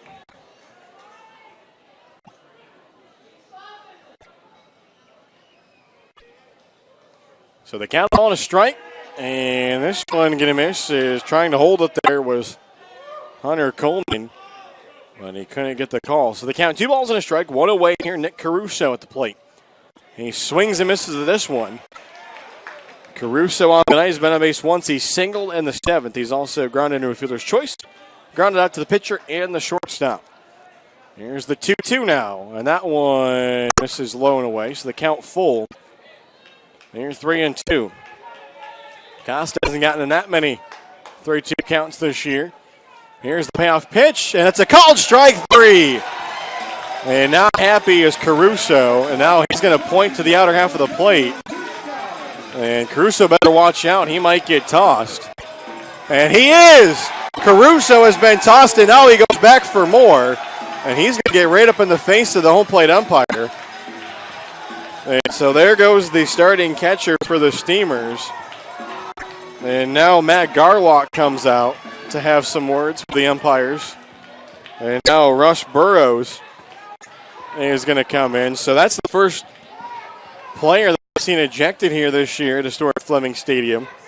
We've seen a coach ejected, but now first player. So Caruso's night is over. As we'll see who will catch for Edenton in the bottom of the 9th inning. After Caruso was called out on the 3rd strike. And so that'll bring the designated hitter, Arthur Sells. Sells has walked, struck out, and struck out tonight. He has scored 2 runs both times he's walked. As he swings and misses here at the first pitch. So the count 0-1, 2 away here, top of the 9th inning. Bases empty for the Steamers. Acosta quickly delivers, and that's swung on foul. That's a nice job there by Coleman. So the count now 0-2. So we'll see what Luis Acosta does here on the 0-2 pitch to Arthur Sells. Here's the offering, and that one is low for a ball. They try to get another swing from Sells, but he held the bat. 7 strikeouts from Tobs pitching tonight.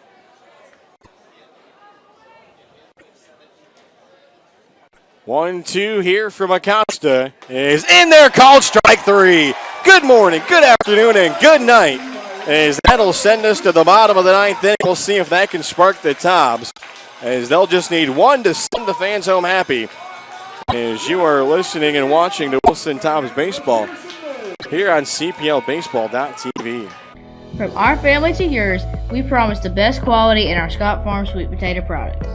Whether served as healthy wedges or crunchy chips, we take pride in serving our community and our country. Locally grown and hand-picked, our chips provide the perfect choice for your game day snacks. Whether hitting a home run or cheering on the sidelines, our products ensure a healthy snack nearly everyone will enjoy. You're always safe at home with Scott Farms.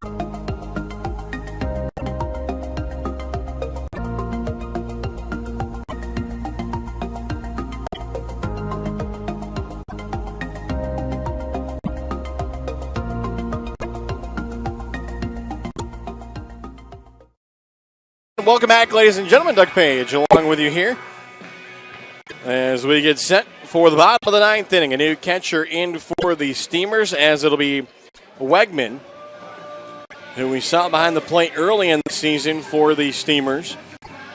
TJ Wegman, the sophomore from Binghamton, out of Appalachian, New York. He'll take over for the starting catcher, Caruso, who was tossed there in the top of the 9th after arguing the called 3rd strike. Leading off the top, wearing number 10 from LaSalle University, Kevin McGowan. So Kevin McGowan will lead things off here at the bottom of the 9th for the Tobs as we're tied 5-5. Righty-lefty matchup as this one misses up and away, as it is Artie Lutz back out there for the Steamers, and why not? He struck out 3 batters for Wilson in the bottom of the 8th. This one is swung on.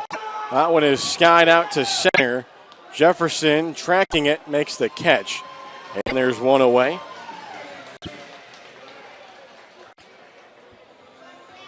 And so that will bring up Hunter Coleman. Coleman on the night has been on base once as he walked in the 7th, but then he was out at second on the inning-ending 6-4-3 double play that Frick grounded into. He's also struck out 3 times tonight. So he steps in here, the right-handed batter's box, facing Lutz, as he couldn't hold up on the first pitch. So it's called strike by the home plate umpire. Coleman here. We're at the bottom of the 9th. The offering is going to miss. And now the Edenton dugout steps out. And so they're going crazy here at the home plate umpire. As the count is 1-1. Here's the offering, and that one is swung out and missed. The fastball. And so the count now, a ball and 2 strikes here with 1 away. We've already seen Caruso tossed.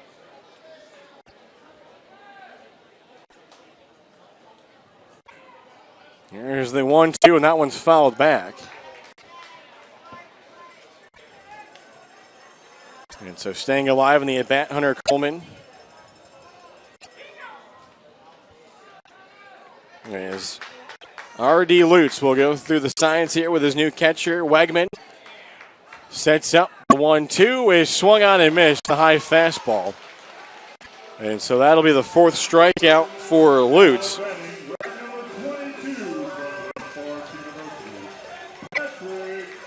And so that'll bring up Patrick Frick with 2 away here now in the bottom of the 9th. We're tied 5-5. Frick out of the 9th has walked, doubled, grounded into a double play, popped up to first in foul territory. He check swings at the first pitch, but this one will be foul. Down the first base line. As it looks like that play, the third baseman, Chufo, he kind of got caught up on his knee. He went down as the play had happened. And now the coaching staff going to come out and check on him.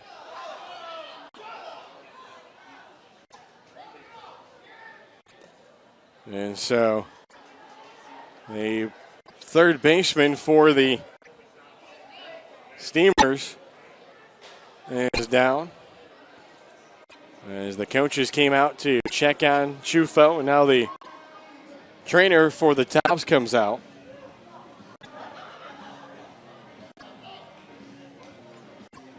And so they'll give Chufo a look over as he continues to walk around. So we have 2 outs here in the bottom of the 9th.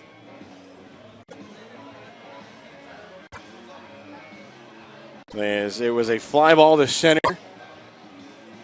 from McGowan, and then a strikeout to Hunter Coleman. And the count here to Frick 0-1 after that dribbler down the first base line. It looks like Chufo is going to be okay after the trainers and the head coach, Russ Burrows, came out to talk with him. So the count will be 0-1 here to Frick. Jacob Nestor, the on-deck circle.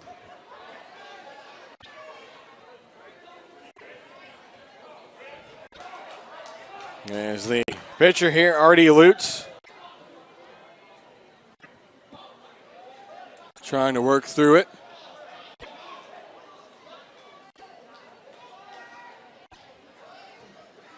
Here's the offering, and that one is going to be outside. So the count evens here, the ball and a strike to Frick.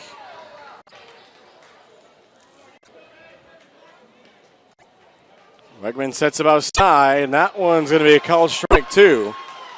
So the count now, a ball and 2 strikes. 2 outs here in the bottom of the 9th. Tied 5-5. Frick trying to keep things alive.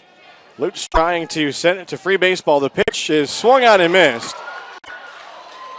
And so that will send us to free baseball for the first time this year for the Tobs, as we are tied 5-5 going here to the top of the 10th inning. As you're watching Wilson Tobs Baseball here on CPLBaseball.tv. From our family to yours, we promise the best quality in our Scott Farm sweet potato products. Whether served as healthy wedges or crunchy chips, we take pride in serving our community and our country. Locally grown and hand-picked, our chips provide the perfect choice for your game day snack. Whether hitting a home run or cheering on the sidelines, our products ensure a healthy snack nearly everyone will enjoy. You're always safe at home with Scott Farms. Whenever you have a chance to give back to the community, it's a special day. I just had the opportunity to help a mother and her 3 children move into a home. So Mobile Mini is actually more than just the leader in secure storage and office rentals. We are a community player. Giving back is one of Mobile Mini's core values. It's something that's ingrained in us. I take pride in knowing that my efforts in the community is helping to make someone's life better. And welcome back, ladies and gentlemen. Doug Page along with you here. So we are set for free baseball here at historic Fleming Stadium for the first time this season for the Tobs, as it will go to international tiebreaker rules. And so the runner out at second will be TJ Wegman, and the runner at first will be Arthur Sells. As Wegman will have to run at second, as Caruso, despite being the second to last batter in the ninth inning, he had struck out and then was tossed. So Wegman will be at second. Sells will be at first, and there will be nobody out. Luis Acosta will be back out there, and so the batter will be Martinez. Acosta getting set. Here's the pitch. That'll miss high. So obviously with the runners at first and second, nobody out situation, you would look here for Martinez to try to lay down the bunt to get the runners in a scoring position, so the Tobs will pinch at the corners. Here's the 1-0. And that one's going to miss one inside, and the count now 2-0. So the Tobs had a chance to try to win it in the bottom of the ninth. The Steamers had a chance to try to go ahead in the top of the ninth. Neither team can do it. So here's the 2-0, and the bunt is laid down, but that'll go foul.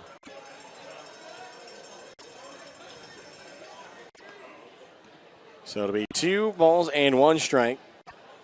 Wegman, the runner, out at second. Sells, the runner, at first. So Acosta will look all the way in here. Here's the pitch. That one is popped up. Can the catch be made? I think it was. Oh, roll the highlight reel there for Jacob Nestor, as he's able to make the play on the bunt that has popped up. And so that will get rid of Martinez. Now batting, right number 6 from Chowan, Tyler Jones. And so the batter here will be Tyler Jones.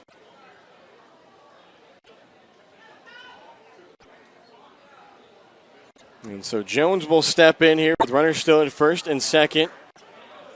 Jones walked back in the second. Flied out in the fourth, bunted in the sixth, struck out in the eighth. As the pitch here missed from Acosta, there was no call. As we're tied 5-5. Signs given here by Hunter Coleman. Now they find a pitch to the liking. Runners take their leads. The pitch. This bunt is laid down. Acosta goes to first. That one was off the line. They're going to say that the runner was safe, as the throw from Acosta wasn't cleanly fielded there by the first baseman, Caleb Dean. So Jones will reach over at first. So Sells will go down to second.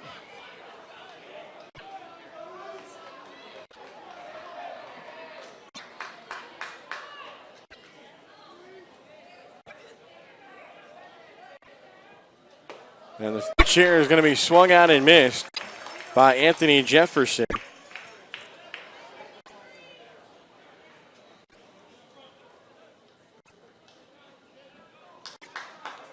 So the out. Here, the base is loaded, swung on into the glove. The throw will come home, and the Tobs only able to get one out, as the toss by Acosta wasn't the greatest. The Tobs tried to turn the potential ending double play, but they couldn't. So Jefferson will reach it first, as Wegman is out there at home. As that goes 1-2. Sells will go over to third. Jones will go down to second. So that's top of the order now.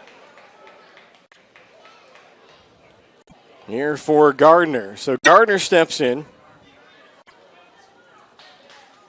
Runners lead off all 3 bases. The pitch from Acosta is in there for a called strike 1. So the inning started with runners on first and second, nobody out.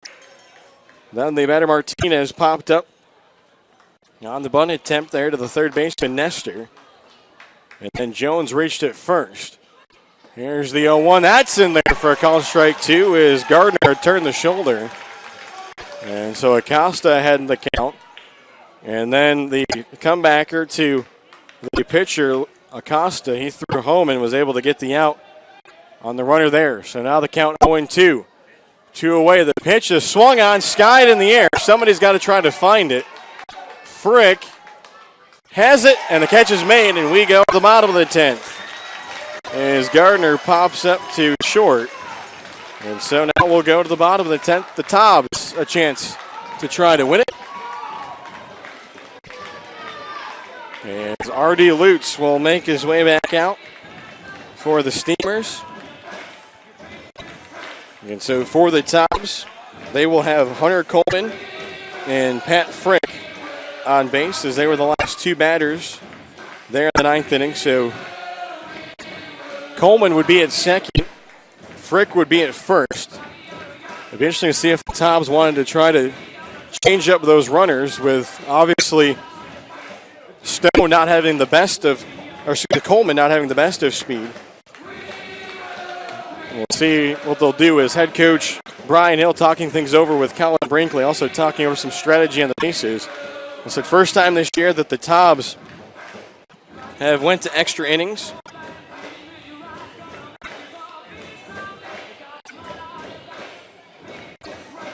And so we'll get set here.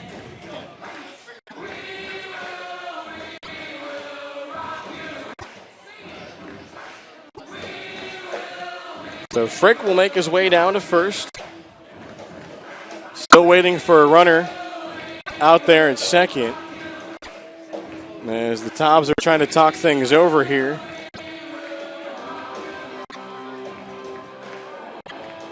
And so heading up to the plate will be Jacob Nestor.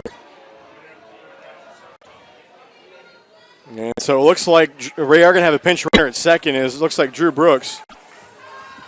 Drew Brooks is going to pinch run here for the catcher, Hunter Coleman. And so Frick will be at first.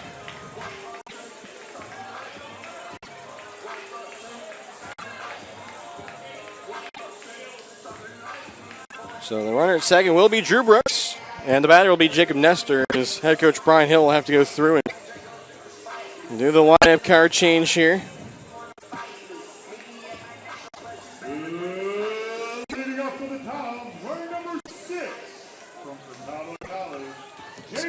So the Tobs can win it here in the bottom of the 10th with the run. Still tied 5-5. As Nestor will step up. He has walked twice tonight. He's also singled, scored on a balk, and has popped up to second.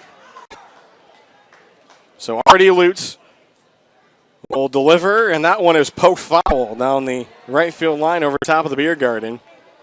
As Nestor was just lunging at that one.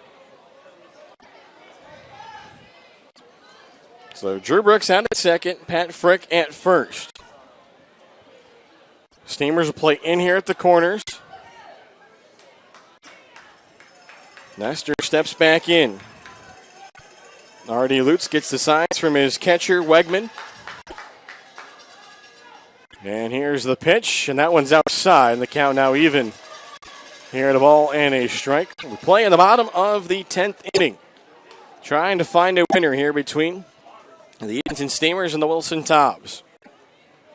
It was 2 runs in the top of the 6th inning for Edenton that tied the game 5-5.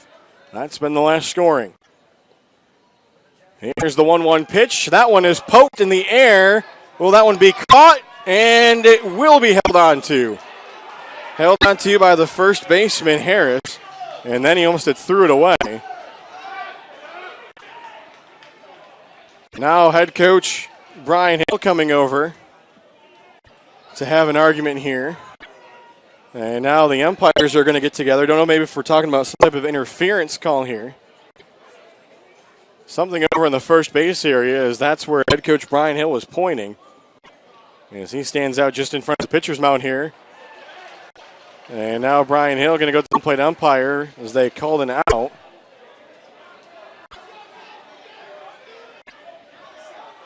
And so the home plate umpire pleading his case with Brian Hill.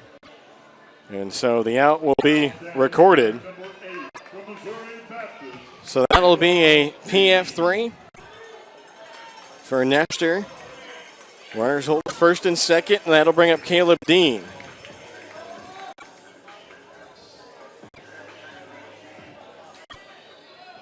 So R.D. Lutz will look in here. As Dean is ready. That one taken high for a ball. There is action down in the Edenton bullpen. The bullpen for the Tobs quiet. Runners lead off first and second. One away here, bottom of the 10th. The offering from Lutz is going to be low for a ball on the count. Now 2-0. We know if Caleb Dean can get a favorable pitch and he can get good contact on it, he's got the power here to maybe send one out into the gap. As they've got Drew Brooks, the runner, out at second. One away here. Here's the offering to Dean. That one swung on and missed, the high fastball. As Caleb Dean couldn't hold off on the pitch. As over on the first base side here, the Steamers, they'll give some defensive signals to the outfielders as they'll pull in the center fielder and right fielder. They were playing fairly deep. Now they'll pull in. Here's the pitch. That's taken high for a ball. And it's now 3-1. And out there at second, Drew Brooks, he'd got a pretty good start, almost too good of a start where he almost had lost his footing as he was caught up between stopping and going back to second. So we'll see what R.D. Lutz does here. With the count 3-1, one away here. The pitch to Dean is missed for ball 4. Bases loaded. And we'll see if Rush Burrows is going to make the trip out. He keeps looking over to his pitching coach, Matt Garlock. And now he's going to send Garlock out to have a chat with him. And so Garlock will have a chat. As it'll be Ben Fazo to pinch hit for Jacob Sharon. So Brooks moves over to third. He represents the winning run. Frick goes down to second. Dean over to first. And that'll bring up Ben Fazo out of LaSalle.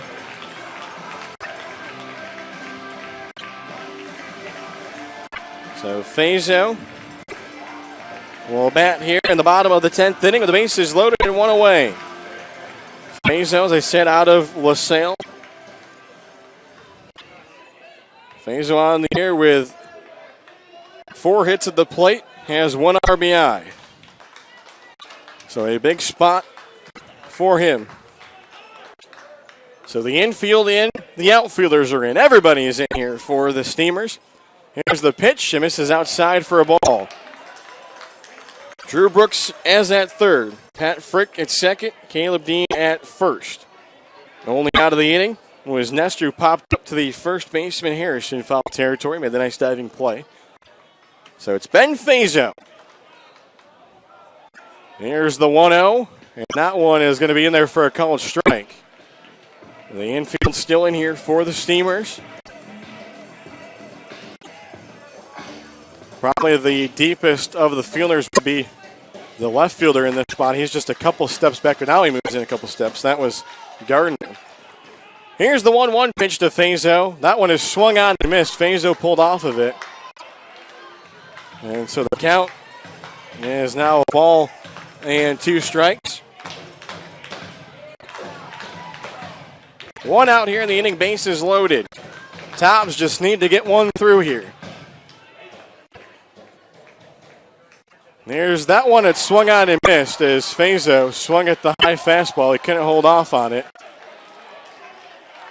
And so now that will bring up the spot of Antoine Tucker.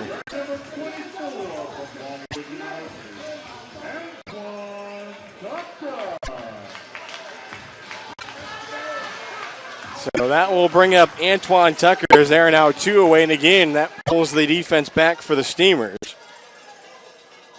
As Fazo couldn't come through there in that spot, swinging at the high pitch. So it's now Antoine Tucker. First pitch to Tucker. Swung out, hit out to left center. Will it drop? Is it caught?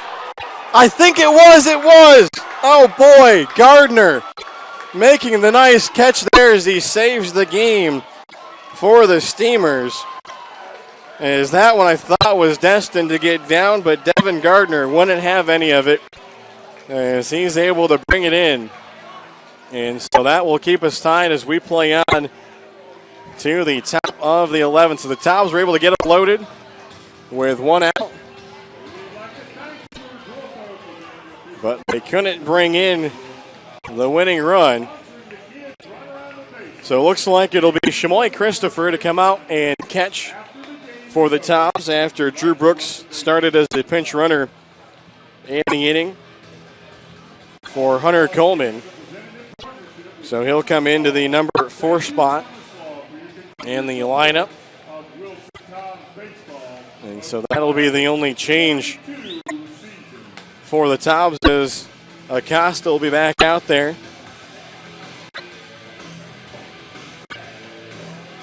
So for Antoine Tucker with the outfield pulled in.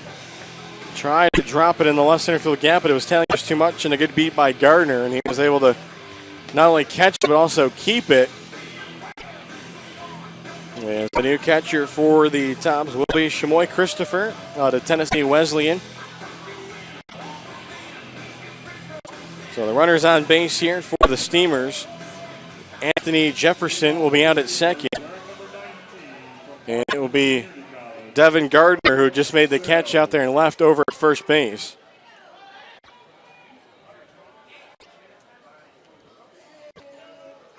So Jefferson at second. Gardner at first. The batter will be Anthony Warnicki.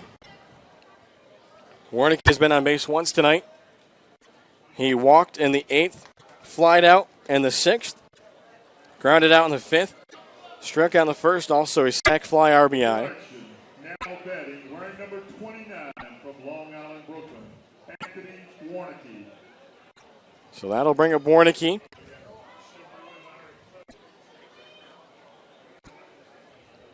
Runners will take their leads. The Tobs are playing here at the corners. Runners will take their leads. The pitch here misses outside.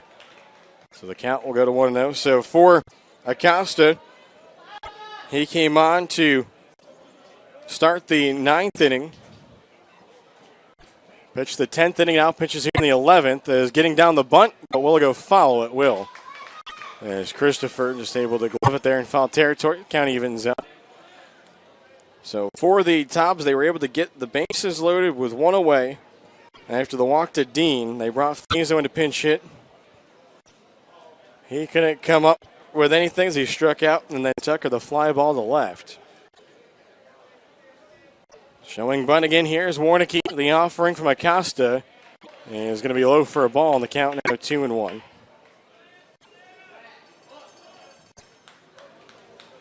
Steamers also had a bases loaded situation in the top of the 10th.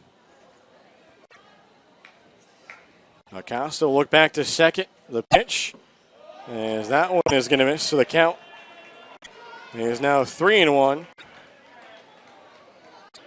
As Acosta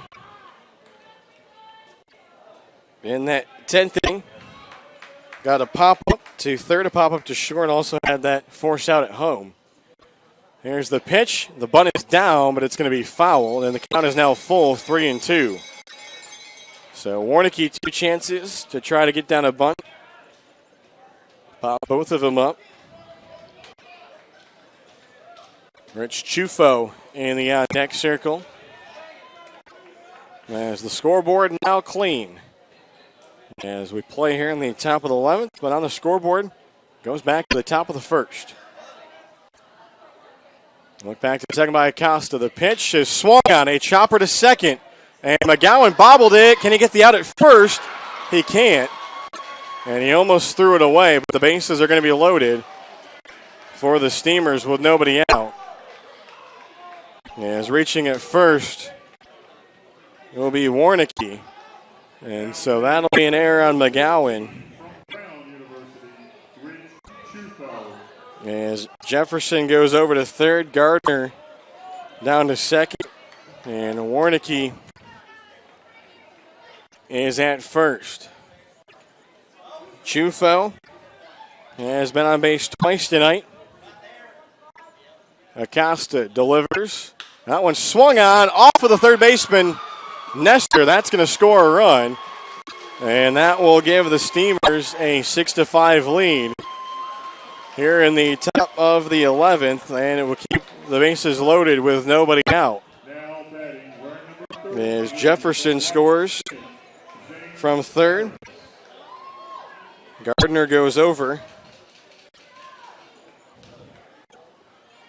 And so Warnicki will go down to second as it's an RBI single for Chufo. So that will be his second hit of the night. So it's now a 6-5 lead for Edenton. Their first lead since the top of the second inning. Here's the pitch from Acosta. That one's going to slow it away. The count is now 2-0. And now for Jim Leggett, he's going to make a trip down here to his pitching staff. As the base is still loaded with nobody out for Edenton here in the top of the 11th. And this one is swung on and fouled out of play. Zane Harris trying to make good contact with that one as it looks like Ryan Troutman is going to head down to the bullpen. And sitting down with him will be Jacob Sharon. So the Tobs will get the bullpen going. 2-1 the count. Here's the pitch. That one is swung on. A high chopper. The throw home. Is it in time? It is. And not happy at the plate was the runner from third, Gardner, as now he throws his helmet. And so Gardner continuing to shout from the dugout. And so they'll bring the bat back that was left there. So Gardner is out. As that'll go 3-2. So Warnicki moves over to third. Chufo goes down to second. Harris is at first. So that'll bring up Wegman. Ball gets by Shamoy Christopher. One run's going to score. As Warnicki scores from third. And so that makes it 7-5. As Chufo will move over to third. And Zane Harris will go down to second. So 2 runs here in the top of the 11th for the Steamers.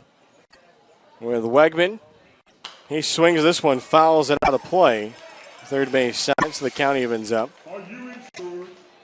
So it was a tough spot that Acosta was put into. He was brought in the 9th, navigated through the 10th, and was asked to come back out here and toss the 11th. And the Steamers were able to rally against him, but the Tobs definitely haven't been without their chances here tonight. Especially with the bases loaded and 1 out in their own respect, but not able to score. 1-1 from Acosta is up, and the count is now 2-1. Here to TJ Wegman. Runners at second and third, 1 away. Chufo at third, Harris at second. Acosta delivers, and that one will miss, and the count now 3-1.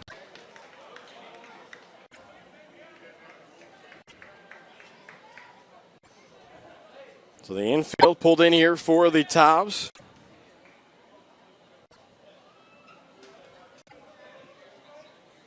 Here's the pitch, and that one's up for ball 4, and so that will load him back up with an out. As Acosta pulling up on the end of his gas tank here.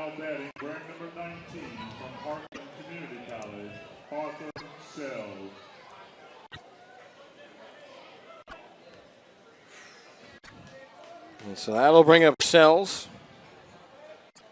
Steps into the right-handed batter's box. He was left on third in the 10th.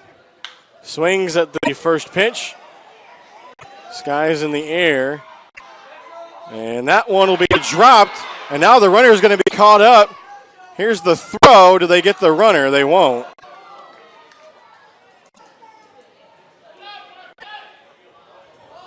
And so everybody's going to be safe.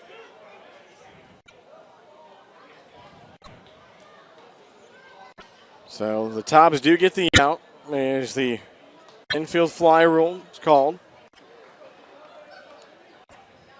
As that will bring up Martinez.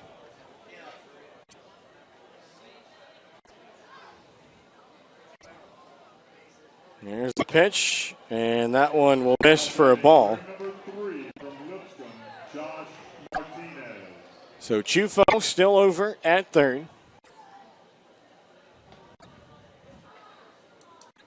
Here's the pitch. That one fouled back by Josh Martinez. Are you insured?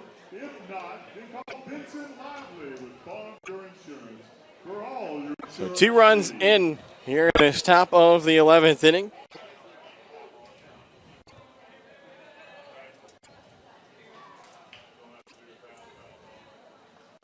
So the run scoring on the air, and then the RBI single from Rich Chufo in this inning.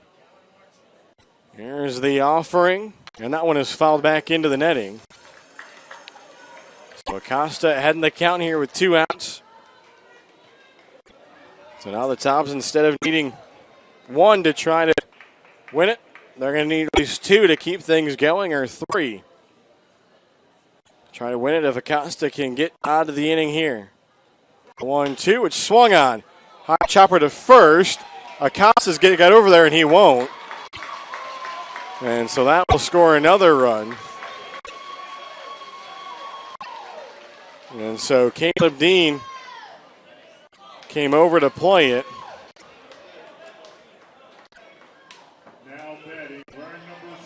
And Acosta wasn't over there to cover. So now it's a 3-run top of the 11th. As Chufo scores from third. Harris goes over. Wegman goes down to second as Martinez is safe. So that'll bring up Tyler Jones as he's in the count 1-0.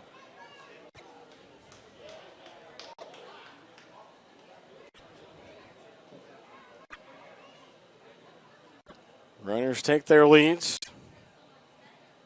And this one will be in there for a called strike to Tyler Jones. Now 9 hits in the game for Edenton. They've picked up 2 of them here in the 11th.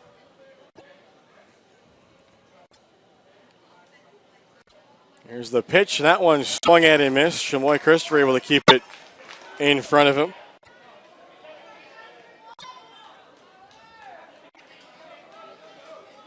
And to the count of ball and 2 strikes. Acosta getting the signs from his catcher, Chamoy Christopher.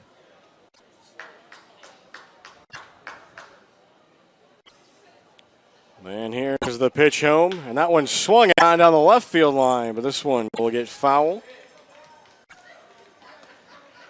So we look back to that great catch in left field by Devin Gardner. We have the bases loaded and 2 outs as Tucker sent it out into left center. As Gardner was able to range over and make the nice catch. And then the Steamers answering here with 3 in the top of this inning. And that one swung out and missed. And that will end the inning. But now the Tobs are going to need at least 3 here to keep it going, as Jones was the 9th batter. And technically the 7th batter of the inning, as 2 runners started on base. So the 7th batter. As he strikes out. So we will go to the bottom of the 11th inning. As the Steamers will make their way out. Now looking to try to close out this game and pick up their 6th win of the season. From the CPL North Division tonight, we already know that Peninsula has defeated Martinsville. So Peninsula now 11-5. They've won 3 in a row. And for Martinsville, they dropped to 8-11. as they've now lost both of their last 2 games. And so it looks like it will be R.D. Lutz heading back out to work here in the bottom of the 11th inning, as he will work to his catcher, TJ Wegman.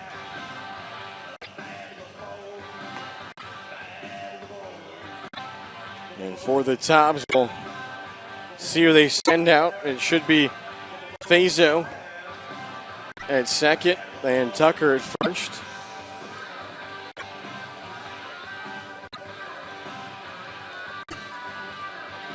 Yes, Antoine Tucker is making his way out to first base, and it looks like Fazo is heading out to second. Oh, that one just a bit outside there in the warm-up toss from Lutz. So 5 runs on 5 hits, 4 errors in this game for the Tobs. 8 runs, 9 hits, 3 errors for the Steamers.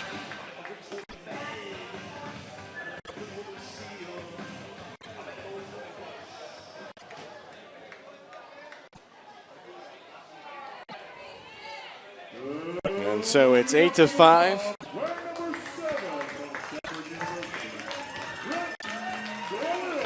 So Fazo is down at second. Antoine Tucker is at first. And so it'll be R.D. Lutz on the mound for Edenton. Brenton Doyle to plate for the Tobs. Here's the first pitch. It'll be in there for a strike. We'll see what Lutz has in the tank. Lutz came on with nobody out in the 8th inning.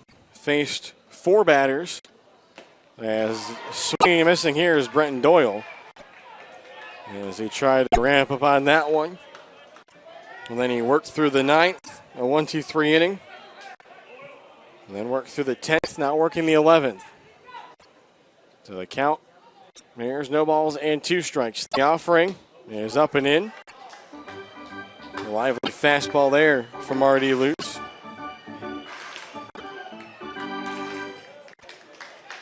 As we approach 10:45 here in Wilson, North Carolina. Runners laid off first and second. Here's the pitch, and that one is swung on and missed for strike 3.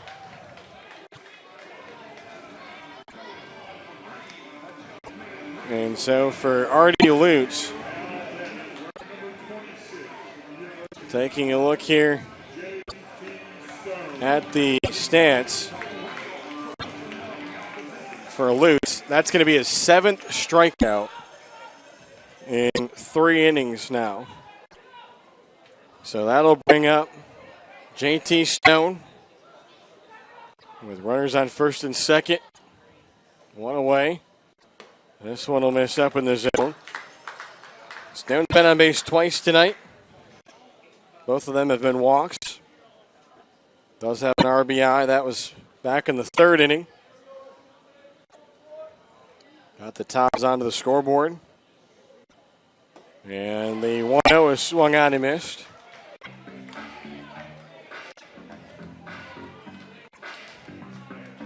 In the on-deck circle is Kevin McGowan.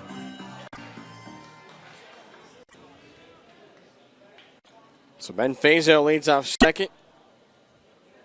Tucker off first. Here's the 1-1. That's up in the zone. The count now 2-1.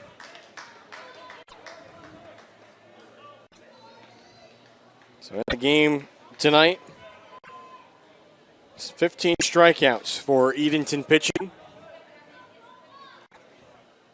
Here's the 2-1. That one misses low and inside. The count now 3-1. Tobs trail 8-5 here in the bottom of the 11th inning.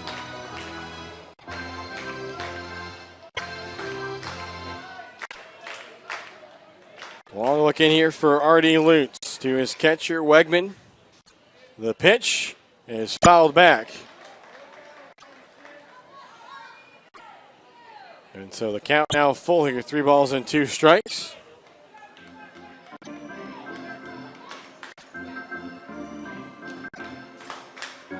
Stepping back in There's JT Stone.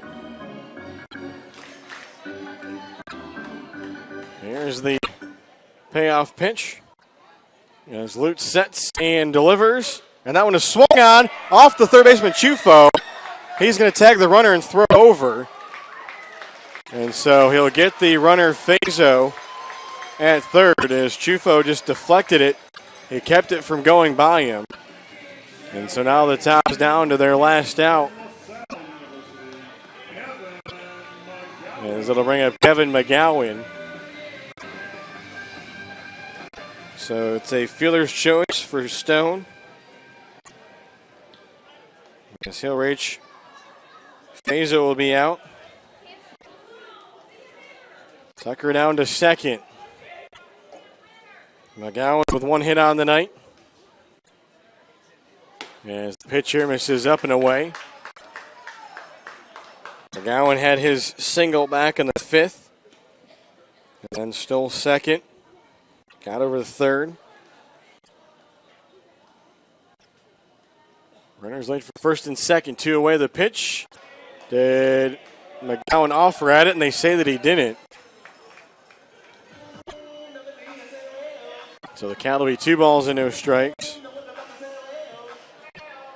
With 2 outs here in the bottom of the 11th inning.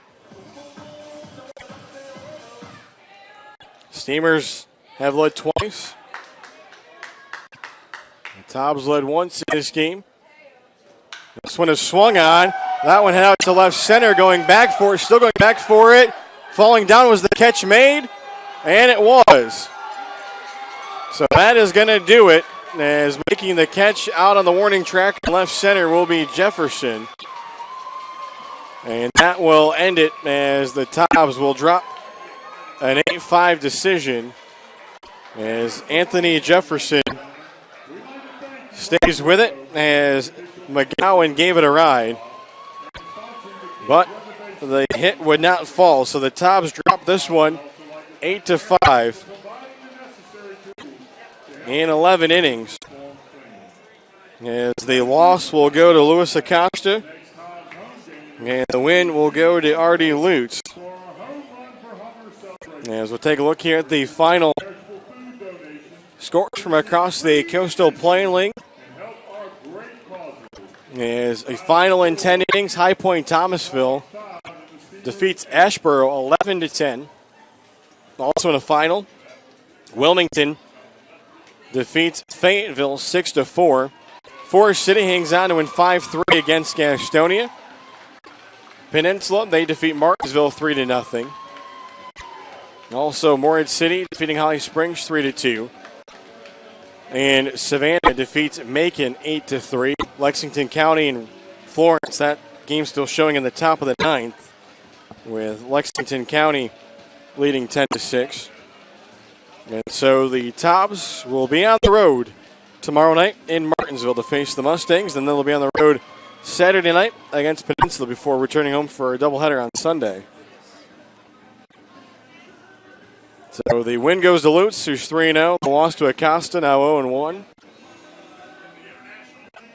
As that will do it for us here from historic Fleming Stadium, as the Tobs drop their first extra inning matchup of the season. As they fall to 9-7 for Edenton, they improve to 6-10 on the season. And so we thank you for tuning in, as the Tobs look to try to get back into the win column tomorrow night, as they're able to here tonight. We thank you for listening. For Doug Page and everybody along with the Wilson Tobs, so long and have a great night. From our family to yours, we promise the best quality in our Scott Farm sweet potato products. Whether served as healthy wedges or crunchy chips, we take pride in serving our community and our country. Locally grown and hand-picked, our chips provide the perfect choice for your game day snack. Whether hitting a home run or cheering on the sidelines, our products ensure a healthy snack nearly everyone will enjoy. You're always safe at home with Scott Farms.